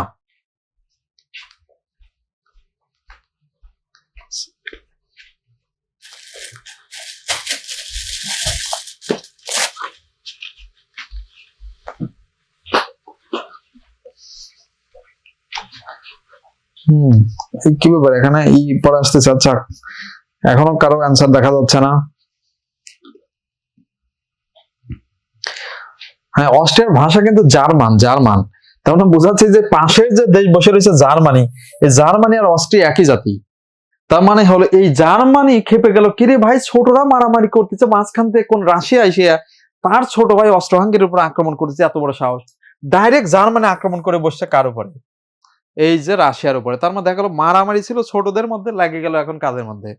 বড়দের মধ্যে। এখন জার্মানি শুধু এখন এরা জোট পাকাইছে আবার আগে ভাগে। ওই সময় যে মারামারি লেগে যাবে ওই সময় দেখা গেল এই রাশিয়া, ফ্রান্স এবং এই যে যুক্তরাজ্য, এরা মিলে জোট করছে। জোটের নাম হলো ট্রিপল এন্টেটে, মানে তিন দেশীয় আতা, তিন দেশীয় জোট। আর জার্মানি, অস্ট্রো হাঙ্গেরি আর ইতালি, এরা মিলে জোট করছে, নাম দিচ্ছে ট্রিপল অ্যালায়েন্স। ওকে, তার মানে এই যে এই জোটের সাথে ওই জোটের মারামারি লেগে যায়। তখন তাহলে এদের আবার কি স্বার্থ? এই যে ফ্রান্স, এই জার্মানির সাথে আগে থেকেই ফ্রান্সের একটা যুদ্ধ হয়েছিল, এটা ইতিহাসে পড়ে দেখবে। 1870 সালে এই জার্মানি আর ফ্রান্সের মধ্যে যুদ্ধ হয়। জার্মানি ফ্রান্সকে মেরে ফ্রান্সের কিছু শহর দখল করে রেখেছিল।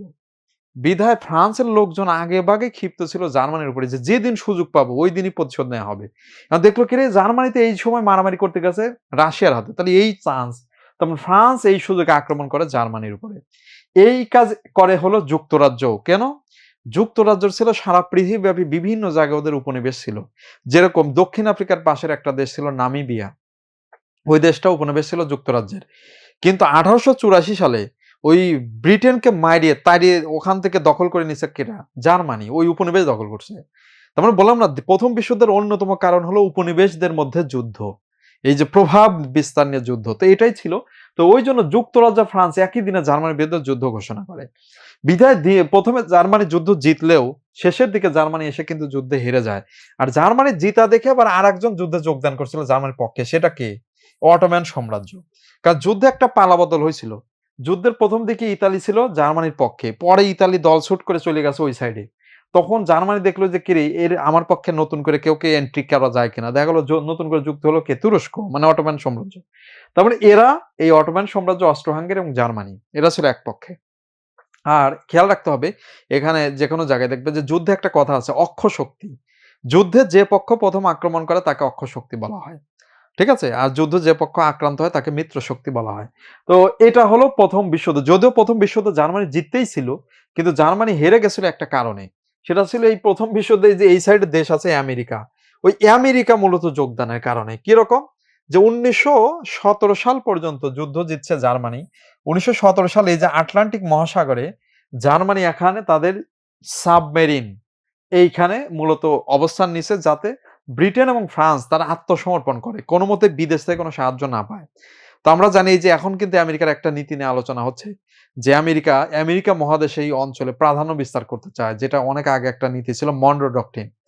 যে আমেরিকান প্রেসিডেন্ট জেমস মনরো, তার কথা ছিল যে আমেরিকা ইউরোপের কোনো যুদ্ধে যোগদান করবে না, কিন্তু আমেরিকা মহাদেশের মধ্যে, উত্তর আমেরিকা হোক দক্ষিণ আমেরিকা, এই জায়গাতে কোনো মতে ইউরোপীয় কোনো দেশের প্রভাব মেনে নিবে না, মানে ওখানে আমেরিকার প্রভাব চলবে। যে যেরকম ট্রাম্প এখন করতেছে, যে পুরা গ্রিনল্যান্ড টিনল্যান্ড সহ ওই এলাকা সে দখল নিবে, ওই জায়গা চলবে আমেরিকার কথা মতো, মানে পুরাপুরি এরকম। তো খেয়াল করা যাক, তো আমেরিকা এই বিশ্বযুদ্ধ শুরু হওয়ার পরে সে কি করতেছিল? উভয় সাইডে ব্যবসা করতেছিল। বলছে ভাই তুই যত ইচ্ছা মারামারি কর, টেনশন নাই, আমার কাছে খালি অস্ত্র নিবি তাই হবে, অস্ত্র আর খাদ্য সহায়তা, মানে এই ব্যবসা করতেছিল সে। তো ওই সময় আমেরিকার জাহাজ অস্ত্র এবং খাদ্য নিয়ে যাচ্ছিল ব্রিটেনের দিকে। তো জার্মানি মনে করছে কি এটা মূলত ব্রিটেনের জাহাজ, এটা দিয়ে ওরা সাবমেরিন থেকে আমেরিকা সবগুলো জাহাজকে ডুবাই দিছে আটলান্টিক মহাসাগরে। বিধায় এই ঘটনাটা ঘটছিল 1917 সালের 6 এপ্রিল। এই সময় ওই যে আমেরিকান প্রেসিডেন্ট উড্রো উইলসন ঘুম থেকে উঠেই শুনে কিরে ভাই ওদের ব্যবসা ট্যাবসা সব গেছে, মানে একদম জাহাজ টাজ সবগুলো ডুবাই দিছে। এই কাজ করছে কে? জার্মানি। তখনই জার্মানির বিরুদ্ধে যুদ্ধ ঘোষণা করে, বিদায় ফাইনালি জার্মানি হেরে যায়। তার মানে এই যুদ্ধ জার্মানি এইভাবে হেরে গেছিল। আর যুদ্ধ শেষে এখানে বিখ্যাত চুক্তি হয় ভার্সাই চুক্তি, যেটা পরীক্ষা একাধিকবার এসেছে, এটা আমাদের বিখ্যাত বিষয়। তো আমরা আবার সেই ইসে ফিরে যাই, ঠিক আছে? মানে আমরা মানে লেকচারের মানে লেকচার মানে হলো আমাদের স্লাইডে ফিরে যাব, ওখানে যা বাকি তথ্যগুলো আছে আমরা সেটা দেখব।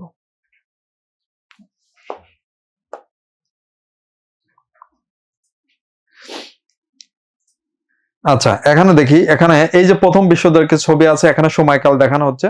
তো সময়কাল খুব বেশি পরীক্ষা আসে না, ঠিক আছে? 4 বছর লেগেছে যদিও। এটা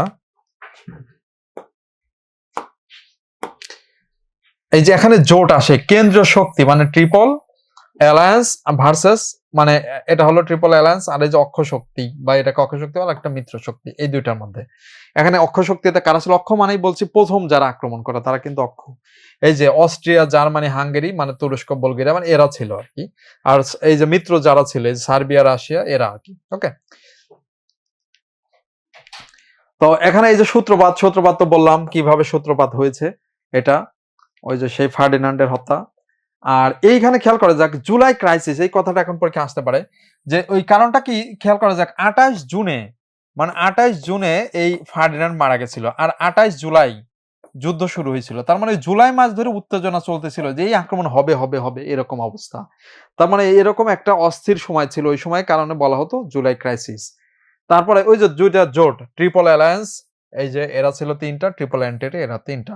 আর ওই যে মেইন যে টার্নিং পয়েন্ট, এইটা এই তারিখটা পরীক্ষা আসতে পারে, এই যে এটা, এটা ঢাকা বিশ্ববিদ্যালয় যে কোনো পরীক্ষায় এটা আসার মতো। আর এইখান থেকে ওই যে ফিলিস্তিন দখল করে ব্রিটিশরা এইখানে কি করে, ইসরায়েল প্রতিষ্ঠার জন্য বেলফার ঘোষণা দিয়েছিল, যেটার কারণে এই যে পরবর্তীতে, কারণ এখন অটোম্যান সাম্রাজ্য এরা পরাজিত হয়ে যায়, বিধায় ফিলিস্তিন দখল করে নেয় ব্রিটেন, আর ব্রিটেন ওখানে ইসরায়েলের জন্য রাষ্ট্র প্রতিষ্ঠা করে। আর এই যে যুদ্ধবিরতি হয়েছিল এখানে মূলত এই যে উড্রো উইলসন ছিল আমেরিকার প্রেসিডেন্ট, তার 14 দফার ভিত্তিতে। ওকে, প্যারিস, মানে এই যে জার্মানি, এটার মধ্যে ভার্সাই চুক্তির মাধ্যমে এটা হয়েছিল। ওকে, এখানে কারা নেতা ছিল এদের নাম, তবে এদের নাম যে খুব বেশি আসে তা না, মানে এখানে মোটামুটি কয়েকজনের নাম মোটামুটি ইম্পর্টেন্ট। একটা হলো রাশিয়ার জার দ্বিতীয় নিকোলাস, এটা আমেরিকা, এটা হলো উড্রো উইলসন। সাধারণত এদের নাম একটু ইম্পর্টেন্ট। ওকে, এবার দেখা যাচ্ছে এই যে এটা চুক্তির মাধ্যমে হয়েছিল, যে কোনো যুদ্ধ শেষে একটা চুক্তি হয়, ভার্সাই চুক্তির মাধ্যমে হয়েছিল। ওকে, আর লিগ অফ নেশন প্রতিষ্ঠিত হয়, যদিও লিগ অফ নেশন আমরা সবাই জানি এটা কিন্তু ব্যর্থ হয়েছিল, কারণ ওই যে দ্বিতীয় বিশ্বযুদ্ধ হয়েছিল এই জন্য।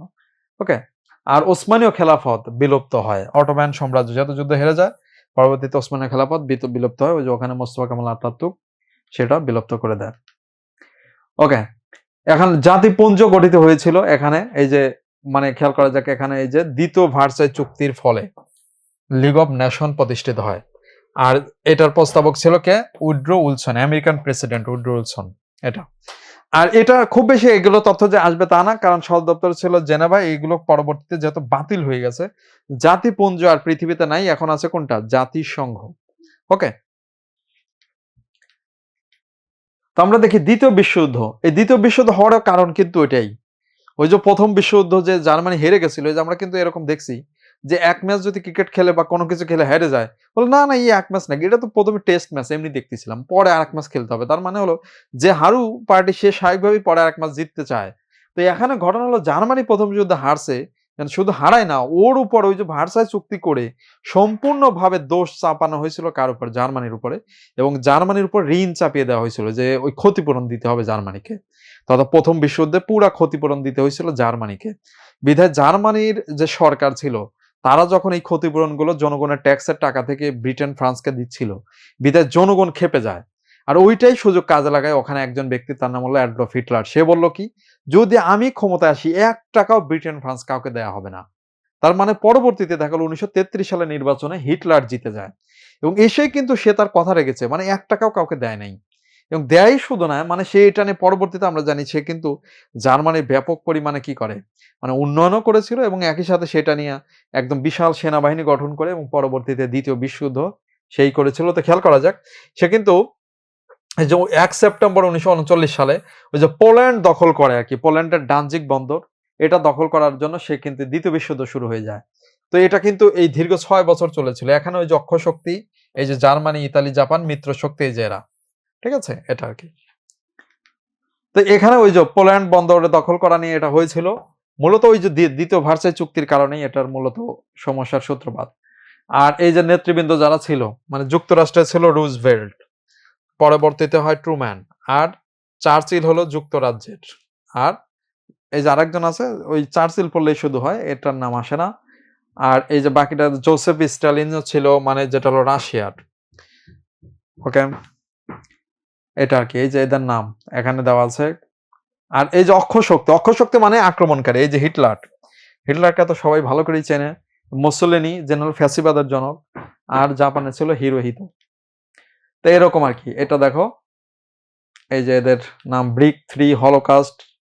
এরপরে এটাও একই কাজ, এরাও যুদ্ধ কিন্তু জিততেই ছিল। মানে মূল কথা হলো যে জার্মানি, জাপান, ইতালি, মানে এরা অক্ষ শক্তি এবার, মানে এরা জিততেছিল, কিন্তু জাপান যা কি করছে, মানে আমেরিকা, ওই যে আমেরিকা কিন্তু যুদ্ধের শুরুতে ওই পক্ষের সাথে ব্যবসা বাণিজ্য করতেছিল, ওর কাজ হলো যুদ্ধ মানেই ব্যবসা। কিন্তু জাপান যা কি করছে, ব্যবসার উপর আক্রমণ করে দিছে। এই যে যুক্তরাষ্ট্রের সামরিক ঘাঁটি পার্ল হারবার আক্রমণ করে কবে, 7 ডিসেম্বর 1941 সালে। আর এই যে এর ফলে কিন্তু আমরা জানি পরবর্তীতে যুক্তরাষ্ট্রের যুদ্ধে যোগ দেয়, আর এর ফলে ফাইনালি যুদ্ধে এরা হেরেও যায়, এই যে জার্মানি আত্মসমর্পণ করে। তবে একটা খেয়াল করা যাক, দ্বিতীয় বিশ্বযুদ্ধের বাফার স্টেট মানে কি খেয়াল করা যাক। সাপোজ এই যে এইটা হলো জার্মানি, আর এটা হলো ফ্রান্স, মাঝখানে এখানে আছে বেলজিয়াম। তার মানে যতবার জার্মানি ফ্রান্সের মধ্যে যুদ্ধ হয়েছে, মাঝখানে মারটা খাইছে হলো এই যে বেলজিয়াম। তার কারণ ও ছিল মাঝখানে, তো মারটা ওই খাইছে, মানে অবস্থা এমন ছিল, মানে শুধু এই যে প্রথম বিশ্বযুদ্ধে বাফার স্টেট বেলজিয়াম। ইভেন মানে তোমরা সবাই জানো ওয়াটারলু যুদ্ধ হয়েছিল, বিখ্যাত ওয়াটারলু, সেটাও কিন্তু ওই বেলজিয়ামে, মানে ওই বেলজিয়ামই হলো মার খাওয়ার জন্য কি বিখ্যাত, বিধায় ওটাকে বাফার স্টেট বলা হয়। দেখবে ইউরোপীয় ইউনিয়নের সদর দপ্তর বেলজিয়ামের রাজধানী ব্রাসেলসে, কারণ বেলজিয়ামকে ইউরোপের ককপিট বলা হয়, ককপিট মানে যুদ্ধক্ষেত্র, ঠিক আছে এটা। তো যাই হোক, এইটা হলো বাফার স্টেট, এটা পরীক্ষা এসেছে এর আগে। এ দেখো বিখ্যাত কিছু ডেট আছে, যেদিন ওই যে জার্মানিকে পরাজিত করার জন্য অভিযান শুরু করা হয়, ডি ডে, অপারেশন ওভারলোড, যেটা 6 জুন 1944, এটা। ওকে, ভি ডে 8 মে 1945, ভিজে ডে এই যে যেদিন জাপান আত্মসমর্পণ করেছে, আর এটা জার্মানি। ওকে, এইভাবে তাহলে দেখা যাচ্ছে যে এই ডেট গুলো পড়তে হবে। আবার এই যে এর ফলে কি হয়েছে দ্বিতীয় বিশ্বযুদ্ধের ফলে আমরা জানি জার্মানি 2 ভাগে বিভক্ত হয়ে গেছিল। এর মধ্যে এই যে পূর্ব জার্মানি, এই রাষ্ট্রটাই কিন্তু বাংলাদেশকে প্রথম স্বীকৃতি দিছিল। মানে 1971 আমরা স্বাধীন হওয়ার পরে প্রথম সমাজতান্ত্রিক দেশের মধ্যে প্রথম স্বীকৃতি দেয় পূর্ব জার্মানি। আর এমনি প্রথম আমাদের স্বীকৃতি দিছিল, সেটা হলো কে, ভুটান, ঠিক আছে। আচ্ছা দেখো, এইখানে এই বিশ্বযুদ্ধের ফলেই কিন্তু বিভিন্ন দেশ স্বাধীন হতে থাকে, মানে সারা পৃথিবীতে। এই বিশ্বযুদ্ধে যদি ব্রিটেন, ফ্রান্স, মানে এই যে তারা জিতলেও কিন্তু অনেক বেশি শক্তি ক্ষয় হওয়ার কারণে পরবর্তীতে স্বাধীনতা দিয়ে দেয় এই ভারত, পাকিস্তান সহ সবাইকে। জাতিসংঘ জন্ম লাভ করে, যেটা আসলে কোনো কাজের কাজ খুব বেশি কিছু করতে পারতেছে না, কারণ এই যে বিশ্বে এত যুদ্ধ হচ্ছে, জাতিসংঘ কিন্তু খুব বেশি কিছু করতে পারছে না। সামরিক জোট ন্যাটো প্রতিষ্ঠা হয়। ওকে, এইবার আসি, ভেরি ভেরি ইম্পর্টেন্ট, মানে আন্তর্জাতিক পার্টের সবচেয়ে ইম্পর্টেন্ট টপিক জাতিসংঘ। ধরো কতটা ইম্পর্টেন্ট, যদি বলি ঢাকা বিশ্ববিদ্যালয় মানে টোটাল তার ইতিহাসে সবচেয়ে বেশি কোশ্চেন করেছে আন্তর্জাতিক কোন টপিক থেকে, এক কথায় জাতিসংঘ। জাতিসংঘের উপর থেকে বেশি কোশ্চেন আর কোনো টপিকে হয় নাই, এটা 1 নম্বর টপিক। ওকে, এই জন্য এটা আমি চুজ করেছি, যাতে প্রথম দিনেই তুমি সবচেয়ে ইম্পর্টেন্ট টপিকটা সম্পর্কে ধারণা লাভ করতে পারো। এটা পুরোপুরি আজকে পড়ানো সুযোগ নেই, মানে আমরা একটা অংশ দেখাবো, মেইন অংশটুকু। আরো বিস্তারিত তোমরা পরবর্তীতে টপিক তো বলে দেবো, যে এই 5টা টপিক তুমি আন্তর্জাতিক পার্টে পড়ে ফেলবা। তো সেখানে জাতিসংঘ নিঃসন্দেহে থাকবে, তার মধ্যে আমরা কিছু অংশ আজকে পড়াই চলো, যে দেখি কি অবস্থা জাতিসংঘের। এই দেখো, দ্বিতীয় বিশ্বযুদ্ধ পরে এটা মূলত এই যে 1945 সালের 24 অক্টোবর প্রতিষ্ঠিত হয়, কিন্তু ঘটনা হলো ওই একদিনে জাতিসংঘ প্রতিষ্ঠা হয় নাই। মানে ওই প্রতিষ্ঠা হওয়ার কার্যক্রম শুরু হয়েছিল 1941 সাল থেকে, আর 1945 সালে আনুষ্ঠানিকভাবে ফাইনালি যাত্রা শুরু করে। তাহলে প্রথম কাজটা কবে হয়েছিল, লন্ডন ঘোষণা, 1941 সালের 12 জুন। মানে লন্ডনে ওই যে হিটলারের মাইটটার খায়া মোটামুটি 11টা দেশের রাষ্ট্রপ্রধান দেশ ছেড়ে পালাইছে, কারণ সব রাষ্ট্র দখল করে নিছে হিটলার। তখন ওই দেশগুলা মূলত সবাই যে একত্রিত হয়েছিল কোথায়? লন্ডনে। ওরা মূলত ঘোষণা দিল যে বিশ্ব শান্তির জন্য আমাদেরকে একা একা লড়লে হবে না, সবাই মিলে একত্রিতভাবে লড়তে হবে। এটার নামই হলো লন্ডন ঘোষণা, যেটা পরবর্তীতে জাতিসংঘ হয়। আর এরপরে ২ নম্বরে আমেরিকাকে এরা টেনে নিয়ে আসার চেষ্টা করে যে না, তাদের পক্ষে যাতে আমেরিকাও থাকে। তখন এদের মধ্যে একটা চুক্তি হয় আমেরিকার ব্রিটেনের, আটলান্টিক সনদ। খুব বিখ্যাত বিষয় এটা। ওকে, আটলান্টিক সনদ এটা হয়েছিল। এরপরে জাতিসংঘের নামকরণটা করেছে আমেরিকান প্রেসিডেন্ট রুজভেল্ট। এটা। আর এটার পরবর্তীতে যে ভেটো আছে, তোমরা জানো নিরাপত্তা পরিষদ আছে। এর ৫ টি স্থায়ী দেশ, এদেরকে ভেটো ক্ষমতা দেওয়া আছে, ভেটো। মানে যেকোনো প্রস্তাবের বিরোধিতা তারা করলে সেই প্রস্তাব বাতিল হয়ে যাবে। ঠিক আছে?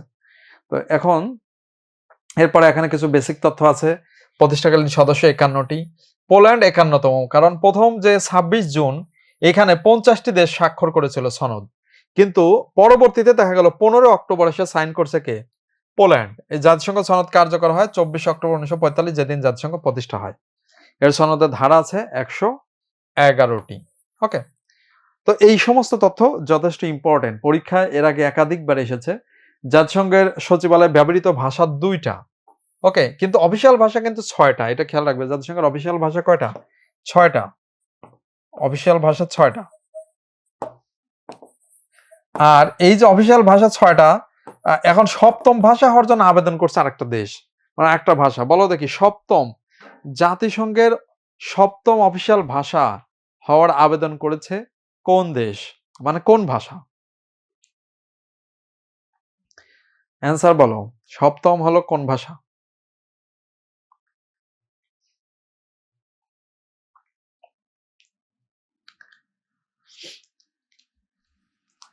হ্যাঁ, সপ্তম হলো বাংলা। ঠিক আছে? মানে আমাদের বাংলা ভাষা আবেদন করেছে। ঠিক আছে? আমরা অফিসিয়াল ভাষা হওয়ার জন্য আবেদন করছি। যেহেতু আমরা ভাষা ব্যবহার দিক দিয়ে সপ্তম, এই জন্য আমরা সপ্তম হওয়ার জন্য, মানে সপ্তম অফিসিয়াল ভাষা হওয়ার জন্য আবেদন করছি। তো দেখা যাক, যদি বাংলা সপ্তম ভাষা হতো তো এটা ব্যাপক কাজে দিবে। বিষয়ে আমাদের পরিচিতি বাড়বে। আবার যিনি জাতিসংঘের মহাসচিব হবে তাকে তো বাংলা একটু জানতে হবে। দেখা গেলো হয়তো ফোকাসে কোচিং করবে, হয়তো মানে যে একটু কোচিং করে নেই আর কি, বাংলা জানতে। তো যাই হোক, জাতিসংঘের সদস্য বর্তমানে ১৯৩টি আছে। আর স্বাধীন দেশ হয়েও জাতিসংঘের সদস্য নয় এই যে ভ্যাটিকান, কসোভো এবং ফিলিস্তিনও। কিন্তু ফিলিস্তিন তো ওই যে আক্রমণ করে মানে ই করে ফেলছে আর কি। ঠিক আছে? তো জাতিসংঘ মহাসচিবের মেয়াদ ৫ বছর। এই যে এই বছরই কিন্তু মহাসচিবের মেয়াদ শেষ হবে। তার মানে হলো, খেয়াল করা যাক, আগামী বছর একটা মহা ইম্পর্টেন্ট সাধারণ জ্ঞান হবে যে এই বছর শেষে তো জাতিসংঘের নতুন মহাসচিব নিয়োগ হবে। তার মানে তোমরা যখন পরীক্ষা দিবা, ওইটা একটা খুবই গুরুত্বপূর্ণ হবে, জাতিসংঘের নতুন মহাসচিবকে। মানে নিঃসন্দেহে কোনো না কোনো পরীক্ষায় আসবেই, মানে সামনের বছর যেটা হবে। তো দেখা যাক কে হয়। জাতিসংঘের প্রাক্তন, অতীতে ছিল বর্তমান নেই, তাইওয়ান। ওকে, এটা। এবার আসা যাক, জাতিসংঘের মূল সংস্থা ৬টি। তো আমরা জাতিসংঘ টপিকটা একটু দেখায় দিচ্ছি যে জাতিসংঘ টপিকটা এটা পরীক্ষায় বেশি আসে এবং সেটার কথা আমরা একটু পড়াচ্ছি। পড়ানোর পরে আর লাস্ট আমি টপিক বলে দেব যে এই টপিকটা পড়তে হবে। ওকে, এবং লাস্টে অবশ্যই আমি সামারি করে দেবো যে কিভাবে আমরা সাধারণ জ্ঞানের প্রস্তুতিটা নেব। ঠিক আছে? এটা আর কি। তাহলে আমি তো অলরেডি প্রথমে শুরুতে কিন্তু একটা জিনিস বলেছি, ৪টি বিষয় আমাদের পড়তে হবে। তার মানে ১ নম্বরে বলেছিলাম হলো ম্যাপ থাকতে হবে। ২ নম্বরে বলছি লেকচার শিট নাই যেহেতু, তাহলে জিকে প্যানাসিয়া বা এরকম একটা বই কিনে নিতে হবে। আর সেই বইয়ে ৫টা বাংলাদেশের টপিক, ৫টা আন্তর্জাতিকের টপিক পড়ে ফেলতে হবে। সেটা আমি বলবো কোন ৫টা। ৫টা বাংলাদেশ বলে দিছি আর ৫টা আন্তর্জাতিক এরপরে বলে দেব। আর বলেছি আমাদের সাম্প্রতিক পড়তে হবে, কারেন্ট অ্যাফেয়ার্স ১ থেকে ১০ পৃষ্ঠা প্রতি মাসে। ওকে? আর যখন ফোকাসে তোমরা রেগুলার ক্লাস করবে, স্টুডেন্ট হবে, তখন তোমাদেরকে সাম্প্রতিকের জন্য তখন আর কারেন্ট অ্যাফেয়ার্স না পড়লেও চলবে।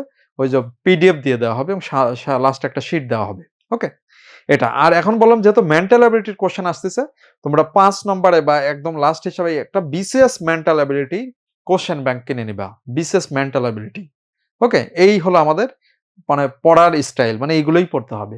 এবার আসো, জাতিসংঘের মূল সংস্থা যে ৬টা, এর মধ্যে একটা হলো সাধারণ পরিষদ, একটা নিরাপত্তা পরিষদ, আর একটাকে বলে ইকোসোক, এই যে অর্থনৈতিক ও ইকোনমিক এন্ড সোশ্যাল কাউন্সিল, এরপর একটা হলো আন্তর্জাতিক আদালত।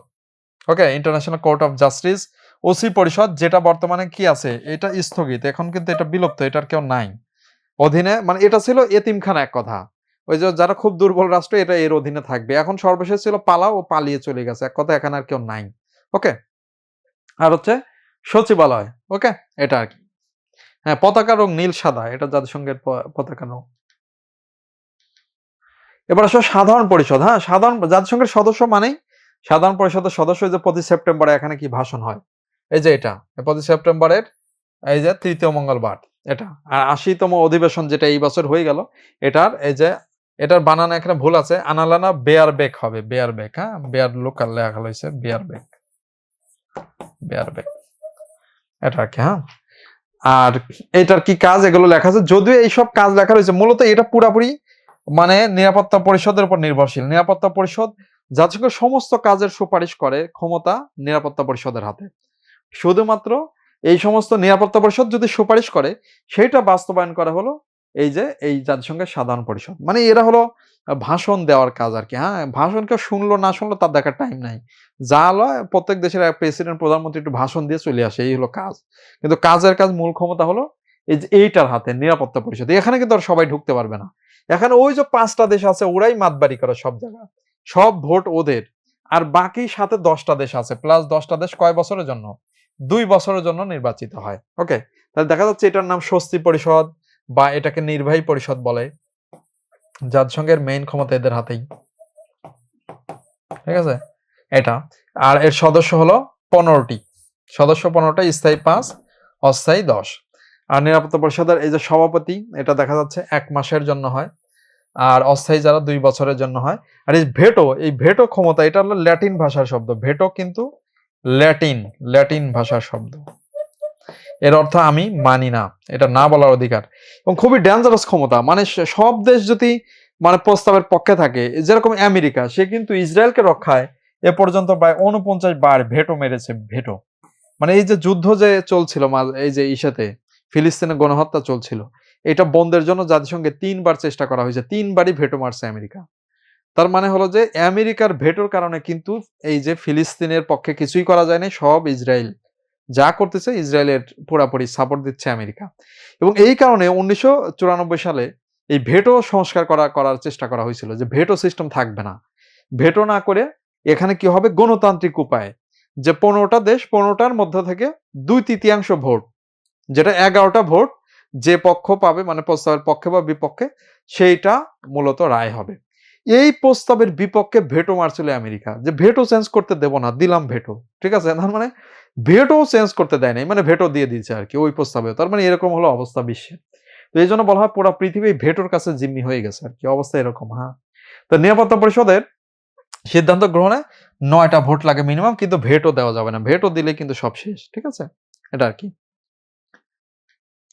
আচ্ছা দেখো, এই যে উন্নয়ন পরিষদ কোনটা, ইকোসোক উন্নয়ন পরিষদ, এখানে সদস্য হলো 54টা দেশ। 3 বছরের জন্য কি হয়, সভাপতি হয়। আর এটার সম্মেলন হয় বছরে 2 বার, ঠিক আছে, এটা আর কি। হ্যাঁ, এটা প্রি অ্যাডমিশন মানে যারা নতুন পরবর্তী সেশন হবে তাদেরকে আইডিয়া দেওয়া হচ্ছে আর কি।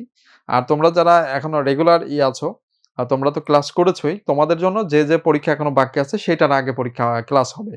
যেরকম গুচ্ছের আগে ক্লাস হবে, মানে যে পরীক্ষা যেটা হবে, ঠিক আছে, সেটার আগেও ক্লাস হবে। ওকে, এরপর দেখো এইটার কি কাজ, জীবনযাত্রার উন্নয়ন, হ্যান এগুলা। আচ্ছা খেয়াল করো, বাংলাদেশ কিন্তু 2026 সালে একটা খুবই গুরুত্বপূর্ণ ঘটনা ঘটবে, এলডিসি থেকে বের হবে, এলডিসি উত্তরণ হবে, ঠিক আছে। তো এলডিসি উত্তরণ করার জন্য যে প্যারামিটার, ওই যে 3টা বিষয়, এইগুলো কে করে, এই ইকোসোক করে, ইকোসোক এগুলো করে আর কি, হ্যাঁ। এই যে এলডিসি ভুক্ত দেশের তালিকা করা, সবকিছু করা ইকোসোক করে, ঠিক আছে, এটা আর কি। আন্তর্জাতিক আদালত, এই যে আমরা সবাই জানি এই আদালত থেকে কিন্তু কোশ্চেন এসেছে, যে গাম্বিয়া রোহিঙ্গাদের বিষয় নিয়ে মামলা করেছিল মিয়ানমারের বিরুদ্ধে, আর দক্ষিণ আফ্রিকা মামলা করেছে ইসরায়েলের বিরুদ্ধে, ঠিক আছে। তাহলে আন্তর্জাতিক আদালত, সেটা সদর দপ্তর দি হেগ শহরে। এইখানে আন্তর্জাতিক আদালতের বিচারক 15 জন। এটা এই যে সভাপতির মেয়াদ 3 বছর, ঠিক আছে, আর বিচারকের মেয়াদ 9 বছর। কিন্তু এখানে এই যে বললাম মামলা হয়েছে, সেটা হলো গাম্বিয়া, এটাও পরীক্ষা এসেছিল ঢাকা বিশ্ববিদ্যালয়ে। গাম্বিয়া ভার্সেস মিয়ানমারের বিরুদ্ধে মামলা করেছে ওই রোহিঙ্গাদের হত্যার কারণে। আর দক্ষিণ আফ্রিকা, এরা মামলা করেছে ইসরায়েলের বিরুদ্ধে, কিসের অপরাধে, ওই যে ফিলিস্তিনি গণহত্যার অভিযোগে, ঠিক আছে, এটা। তো এটা সেই বিখ্যাত আদালত, ঠিক আছে। এই যে দেখো, এটার মানে ওইটা গেল হলো আইসিজে, আর একটা হলো আছে, এটা জাতিসংঘের নাম। এটা হলো আমরা জানি যে রাষ্ট্রের বিচার করে না, ব্যক্তির বিচার করে একটা আদালত, তার নাম আইসিসি। অনেকে আবার মারি দিতে পারে ইন্টারন্যাশনাল ক্রিকেট কাউন্সিল, কারণ এই মুহূর্তে আলোচনায় আছে বাংলাদেশ আইসিসির সাথে ওই যে ভারতে খেলতে যাবে কি যাবে না, যদিও বলে দিছে যে বাংলাদেশ ভারতে যাবে না খেলতে, ঠিক আছে।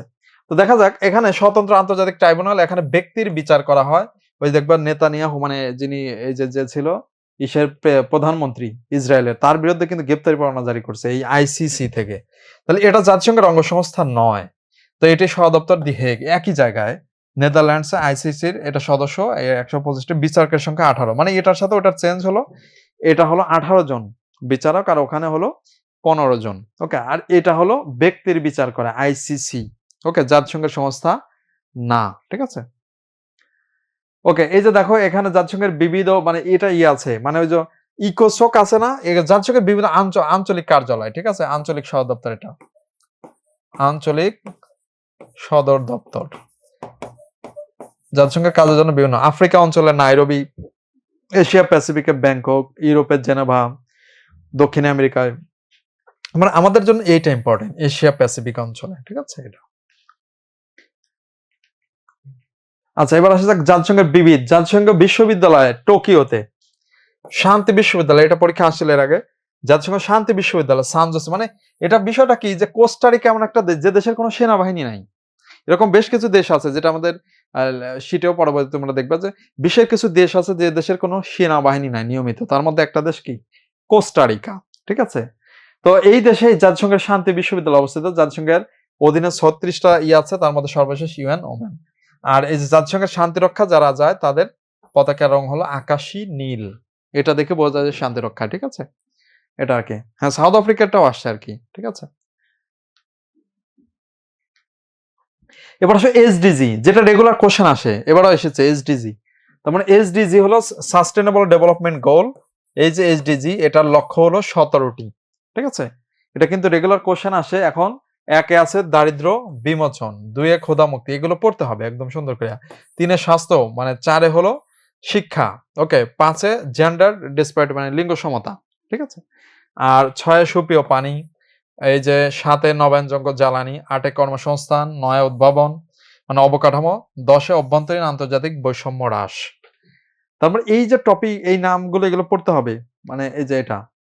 এরপর 11-তে টেকসই নগর, আর 12 সম্পদের ব্যবহার, জলবায়ু, এই জলবায়ু পরিবর্তনের বিষয়, এটা হলো 13।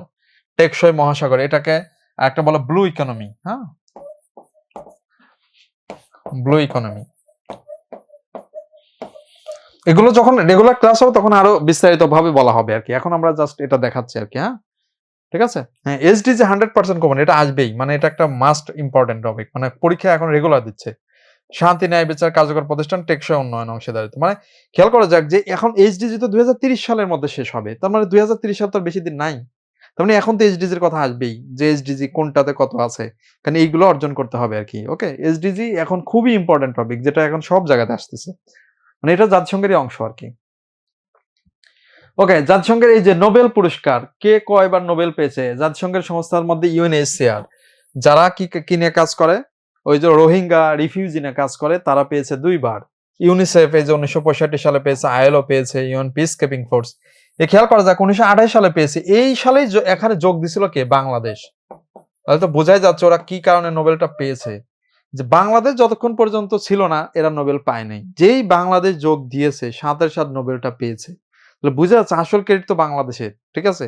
এবং সেখানে বাংলাদেশের অবশ্যই ক্রেডিট আছে, কারণটা হলো ইরাক ইরান মিশনের জন্য নোবেল পেয়েছিল, তো ইরাক ইরান মিশনে যোগ দিয়েছিল কে? বাংলাদেশ 1928 সালে। তারপর আইএ, যে পরমাণু যে গবেষণা যেটা জাতিসংঘের, এটা হলো 2005 সালে। আইপিসিসি, এটাও মূলত পরমাণুর বিরুদ্ধে করে পরিবেশ নেয়া। তারপরে জাতিসংঘ স্বয়ং পেয়েছে 2001 সালে। আর ওয়ার্ল্ড ফুড প্রোগ্রাম সর্বশেষ 2020 সালে। ওকে, তো দেখো এখানে মহাসচিব, এই মহাসচিব যারা আছে এদের নাম, মানে এটা আর কি। দেখো ট্রিক ভেরি, এ লোক মানে একমাত্র যে পদত্যাগকারী মহাসচিব। এই পদত্যাগ কেন করেছিল, মানে সে বিষয়টা খেয়াল করো, যে জাতিসংঘ যখন প্রতিষ্ঠা হয়েছিল অনেক আশা নিয়ে প্রতিষ্ঠিত হয়েছিল, যে জাতিসংঘের মহাসচিব মানে একদম বিশ্বের প্রধান তিনি, এখানে কোনো যুদ্ধ বিগ্রহ হতে দিবেন না, মানে তার বিশাল পাওয়ার থাকবে হ্যান ত্যান। এখন কয়েকদিন পরেই সে যখন মানে মহাসচিব দেখতেছে ওই যে যুদ্ধ বেঁধে গেছে কোরিয়ার মধ্যে, উত্তর কোরিয়া দক্ষিণ কোরিয়া। তো দেখা গেল উত্তর কোরিয়ার পক্ষে হলো রাশিয়া আর দক্ষিণ কোরিয়ার পক্ষে আমেরিকা। এখন যে উত্তর কোরিয়া মানে অন্যায় করে, উত্তর কোরিয়ার বিরুদ্ধে প্রস্তাব আনে, রাশিয়া ভেটো দেয়, বলে কিসের কি, এটা তো একটা মানে কি বসে মানে উত্তর কোরিয়া বা কোরিয়ার মানুষের নিজস্ব অভ্যন্তরীণ বিষয়, এখানে কোনো জাতিসংঘে এটার কোনো কাজ নেই। আবার যে দক্ষিণ কোরিয়া কোনো অন্যায় করে, সাথে সাথে আমেরিকা ভেটো মারে। তার মানে দেখা যাচ্ছে কি এই দুই ভেটোর কারণে এই জাতিসংঘের কোনো কাজই করতে পারছিল না, মানে কোনো নাই, শান্তি প্রতিষ্ঠা করতে পারছিল না। বিধায় এই লোক ট্রিক ভ্যালি তিনি কি করলেন, যে এই যে ভেটো ক্ষমতা এদেরকে ছাড়াই সাধারণ পরিষদে এই যুদ্ধ বন্ধের জন্য একটা প্রস্তাব পাশ করলেন। তখন তো ওরা খেপে গেল, কিরে ভাই তোকে আমরা বেতন দিয়ে রাখছি আর তুই দেখতেছিস আমাদেরকে বাদ দিয়ে তুই শান্তি প্রতিষ্ঠা করতেছিস, তোরে বহিষ্কার করা হবে। তার মানে মূল কথা হলো এই বিচারা মূলত প্রথমবারের মতো যিনি জাতিসংঘের মহাসচিব হয়েছিলেন, আর তিনি যখন তার এই শান্তি প্রতিষ্ঠার জন্য কার্যক্রম করেছিলেন স্বাধীনভাবে, এর ফলে ওই যে পাওয়ারফুল দেশ আমেরিকা, রাশিয়া, তারা তাকে অপছন্দ করা শুরু করে এবং ফাইনালি তিনি পদত্যাগ করেন। পরবর্তীতে এই জন্যই দেখা যায় যে জাতিসংঘ কখনোই ওই আমেরিকা, রাশিয়া বা যারা পাওয়ারফুল দেশ তাদের বিরোধিতায় কিছুই করতে পারে না। মানে ও শুধুমাত্র ওই যে সবসময় একটা বাংলাদেশে একটা প্রবাদ কথা আছে যে আইন হয় শুধুমাত্র কার জন্য? যারা দরিদ্র, যারা শোষিত তার জন্য। আর যারা ধনী ব্যক্তি ওর জন্য কোনো আইন লাগে না। ও নিজেই আইন। ওই যে যেরকম ট্রাম্পের কথা। আন্তর্জাতিক আইন আবার কি? ও ট্রাম্প যা বলবে সেটাই আইন। তার মানে ওই যে তার পাওয়ার আছে, যেকোনো রাষ্ট্রের প্রেসিডেন্টকে ধরে মরে নিয়ে চলে যাচ্ছে। যেকোনো রাষ্ট্রের ওই যে গ্রিনল্যান্ড দখল করা হোক আর যা কিছু দখল করা, সে যা চাইবে তাই।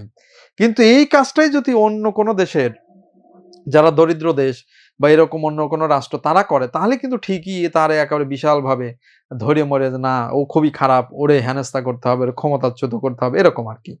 তো যাই হোক, তো এখন আসি এই ট্রিক ভ্যালি পদত্যাগের পরে জাতিসংঘের যার কোনো পাওয়ার নাই সেটা বোঝা যায়। তো যাই হোক, এই ড্যাগ হ্যামারশোল্ড তিনি বিমান দুর্ঘটনায় মারা গেছিলেন। তাকে নোবেল দেওয়া হয়েছিল এবং যারা এই যে শান্তিরক্ষা মিশনে যে মারা যায় তাদেরকে ড্যাগ হ্যামারশোল্ড পদক দেওয়া হয়। উথান ছিল মিয়ানমার থেকে।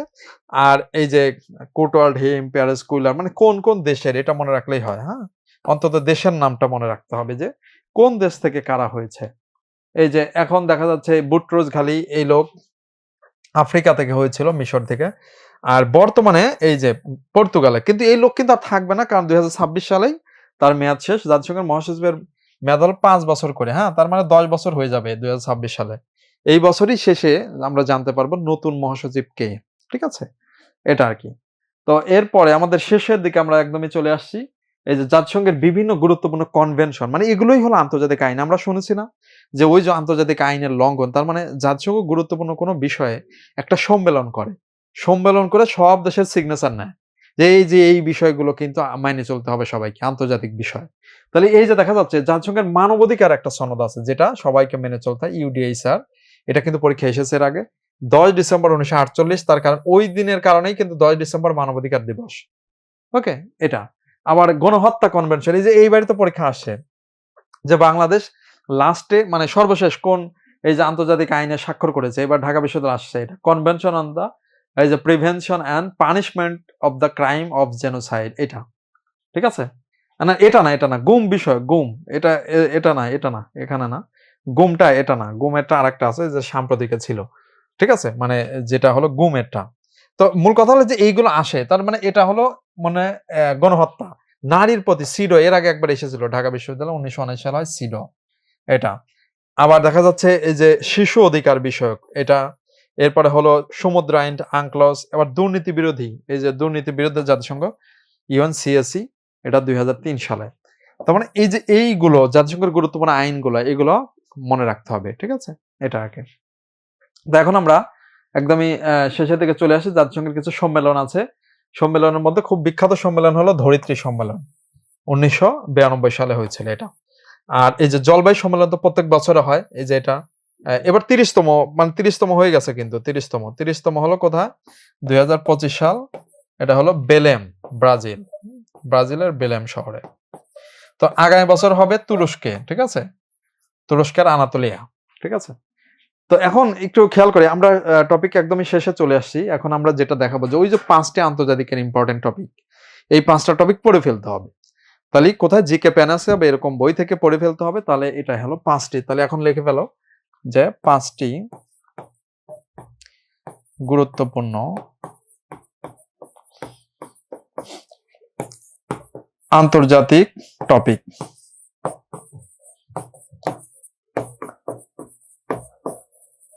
ওকে, এক একই হলো জাতিসংঘ, মানে জাতিসংঘ 1 নম্বরে। ওকে, এইটা পরীক্ষায় আসবেই। 2, অন্যান্য আন্তর্জাতিক সংস্থা, মানে জাতিসংঘের বাইরে ওই যে আসিয়ান, সার্ক, ওয়াইসি, ন্যাটো যা আছে এইগুলো থেকে আসে পরীক্ষায়, অন্যান্য আন্তর্জাতিক সংস্থা।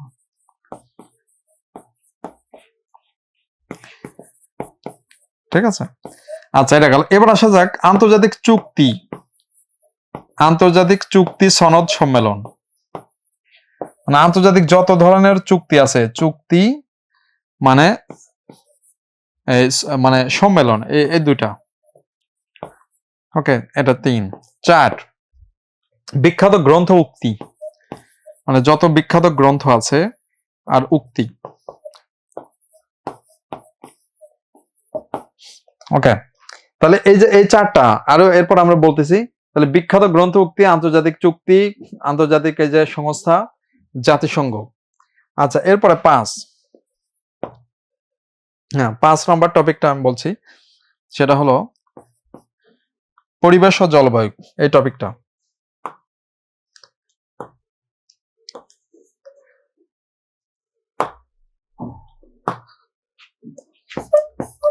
পরিবেশ ও জলবায়ু, এটা রেগুলার কোশ্চেন আসে, ওই যত পরিবেশ সম্মেলন টম্মেলন এইগুলা। তাহলে এই 5টা, এটাও কি করতে হবে, ওই যে জিকে প্যানাসিয়া এরকম বই কিনে নেবো, ওইখান থেকে পড়তে হবে। ওকে, হ্যাঁ জাতিসংঘ মহাসচিব সর্বোচ্চ 2 বার হওয়া যায়।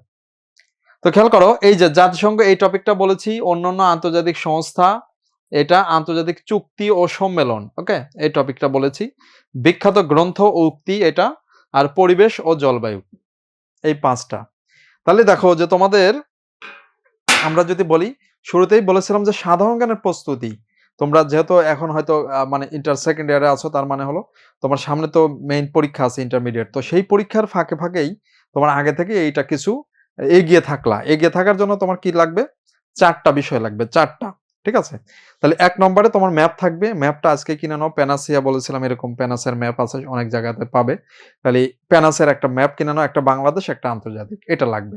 2 নম্বর লেকচার শিট দরকার, কিন্তু লেকচার শিট এখন তোমার কাছে নাই, তার মানে এটা যখন তুমি কোচিং করবা তখন পাবে। তাহলে এখন কি, একটা বই, সেই বই কি বলেছিলাম, জিকে প্যানাসিয়া বা এরকম একটা বই কেন, সেই বই কিনে তোমাকে অন্তত 5টা 10টা টপিক আগে ভাগে পড়ে ফেলতে হবে। বই পুরাটাও পড়ে ফেলতে পারো, টেনশনের কারণে, কিন্তু এই 5টার বাংলাদেশের টপিক যেটা আমি লিখে দিয়েছি, আর এই যে আন্তর্জাতিক যেটা লিখে দিলাম, এইটা। আর এরও খুব সহজ কথা, যে কোনো বইতেই তুমি শুরুতে দেখবা সাজেশন মানে দেওয়া আছে যে কোশ্চেন অতীতে কোথা থেকে কয়টা বেশি এসেছে, তুমি নিজেও দেখে বুঝতে পারবা যে এই টপিকগুলো বেশি ইম্পর্টেন্ট, পড়ে ফেলতে হবে। আচ্ছা, এটা গেল। এবার আসা যাক, বলেছিলাম সাম্প্রতিকের জন্য পড়তে হবে কি, সাম্প্রতিকের জন্য কারেন্ট অ্যাফেয়ার্স, প্রতি মাসের 1 থেকে 10 পৃষ্ঠা, প্রতি মাসের 1 থেকে 10 পৃষ্ঠা কারেন্ট অ্যাফেয়ার্স পড়বা, তাহলে এটা কাজে দিবে। এবার আসা যাক বিসিএস এর মেন্টাল অ্যাবিলিটির কোশ্চেন ব্যাংক, মানে বিসিএস মেন্টাল অ্যাবিলিটি, এইটার প্রশ্ন ব্যাংক লাগবে তোমার। ঠিক আছে, এই যে এরকম সব জায়গায় বাজারে এটা আছে, তুমি কিনলেই হবে। এটা হলে সমস্ত মেন্টাল অ্যাবিলিটির যে কোশ্চেন গুলো বিসিএস, মানে ঢাকা ভার্সিটি, রাজশাহী ভার্সিটি, চট্টগ্রাম, জাহাঙ্গীরনগর সবগুলোতেই এখানে আসে, এবং সেটা ইনশাল্লাহ এখান থেকে পারবে। ঠিক আছে, তাহলে এটাই হলো আমাদের সাধারণ জ্ঞানের প্রস্তুতি। তুমি এই যে ধীরে ধীরে ধরো প্রত্যেক দিন তুমি এখন যদি প্রস্তুতি নাও, তুমি ধরো বাংলা ইংরেজি, তুমি তো নিজের এটা পড়ছোই, মানে ইসের জন্য, সাথে তোমার অ্যাডমিশনের জন্য একটু সময় দেওয়া, যে সাধারণ জ্ঞানের জন্য যদি প্রত্যেক দিন তুমি এখন 1 ঘন্টা সময় দাও, সেটাই যথেষ্ট হবে। তোমাকে প্রত্যেকদিন 5 ঘন্টা করে সাধারণ জ্ঞান পড়ার দরকার নাই। যদি 1 ঘন্টাও পড়ো, এখন 1 ঘন্টা করে পড়তে থাকলেও এইভাবে পড়া আগাবে। কিন্তু তোমাকে অবশ্যই স্লোলি হলেও স্টার্ট করতে হবে। যদি অনেকে ভাবছো না, না, না, এখন না, সব ওই ইসের পরে দেখবো, আগে আমি ইন্টার পরীক্ষা দিই, ইন্টার তো অবশ্যই পরীক্ষা দিবে। কিন্তু এই ফাঁকে ফাঁকে যদি এইগুলো একটু দেখে রাখো, পরীক্ষার পরে যখন সবাই স্টার্ট করবে, তুমিও স্টার্ট করবা, কিন্তু তোমার তো অলরেডি 10 থেকে 15 মার্কস অলরেডি ব্যাগে ভরে ফেলছো, মানে তোমার ওই যে পড়া হয়ে গেছে অলরেডি। তখন শেষ মুহূর্তে ওই কোচিং যখন হবে, তুমি দেখবে পরীক্ষায় ক্লাস টেস্টে তুমি ভালো করতেছো, সব জায়গায় তোমার কনফিডেন্স সবচেয়ে বেশি ভালো থাকবে, যে না এই তো আমি তো ভালো করতেছি। কিন্তু ওই সময় যখন খারাপ করে, তার কনফিডেন্স লো হয়ে যায়, মনে করি আমি তো আর পাবো না চান্স, দেখতেছি আমার পাশে ক্লাসে ওই তো ভালো করতেছে। বিধায় তোমাদের কাজটা হলো একটু গুছিয়ে পড়া। আমরা কিন্তু বেশি পড়তে বলতেছি না যে তোমাকে সব পড়ে ফেলতে হবে।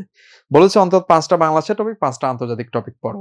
তো এইটুকু অন্তত যদি পড়ার চেষ্টা করো, ইনশাআল্লাহ আশা করা যায় যে তোমরা এই যে তোমাদের সামনে যে ইন্টারমিডিয়েট তথা এইচএসসি এক্সামে ইনশাআল্লাহ তোমরা ভালো করবে এবং এরপরেই যে তোমাদের আসল যে কাঙ্ক্ষিত গন্তব্য ঢাকা বিশ্ববিদ্যালয়, সব বাংলাদেশের যে সেরা পাবলিক ভার্সিটি গুলো আছে সেইখানেও তোমাদের ইনশাআল্লাহ চান্স হবে। তো আমরা আজকে সেই তোমাদের জন্য সেই শুভকামনা এবং দোয়া রেখে এটা এখানে আজকে আমরা শেষ করছি, তথা আমরা এখানে শেষ করছি। আল্লাহ হাফেজ। সালামু আলাইকুম রহমতুল্লাহ।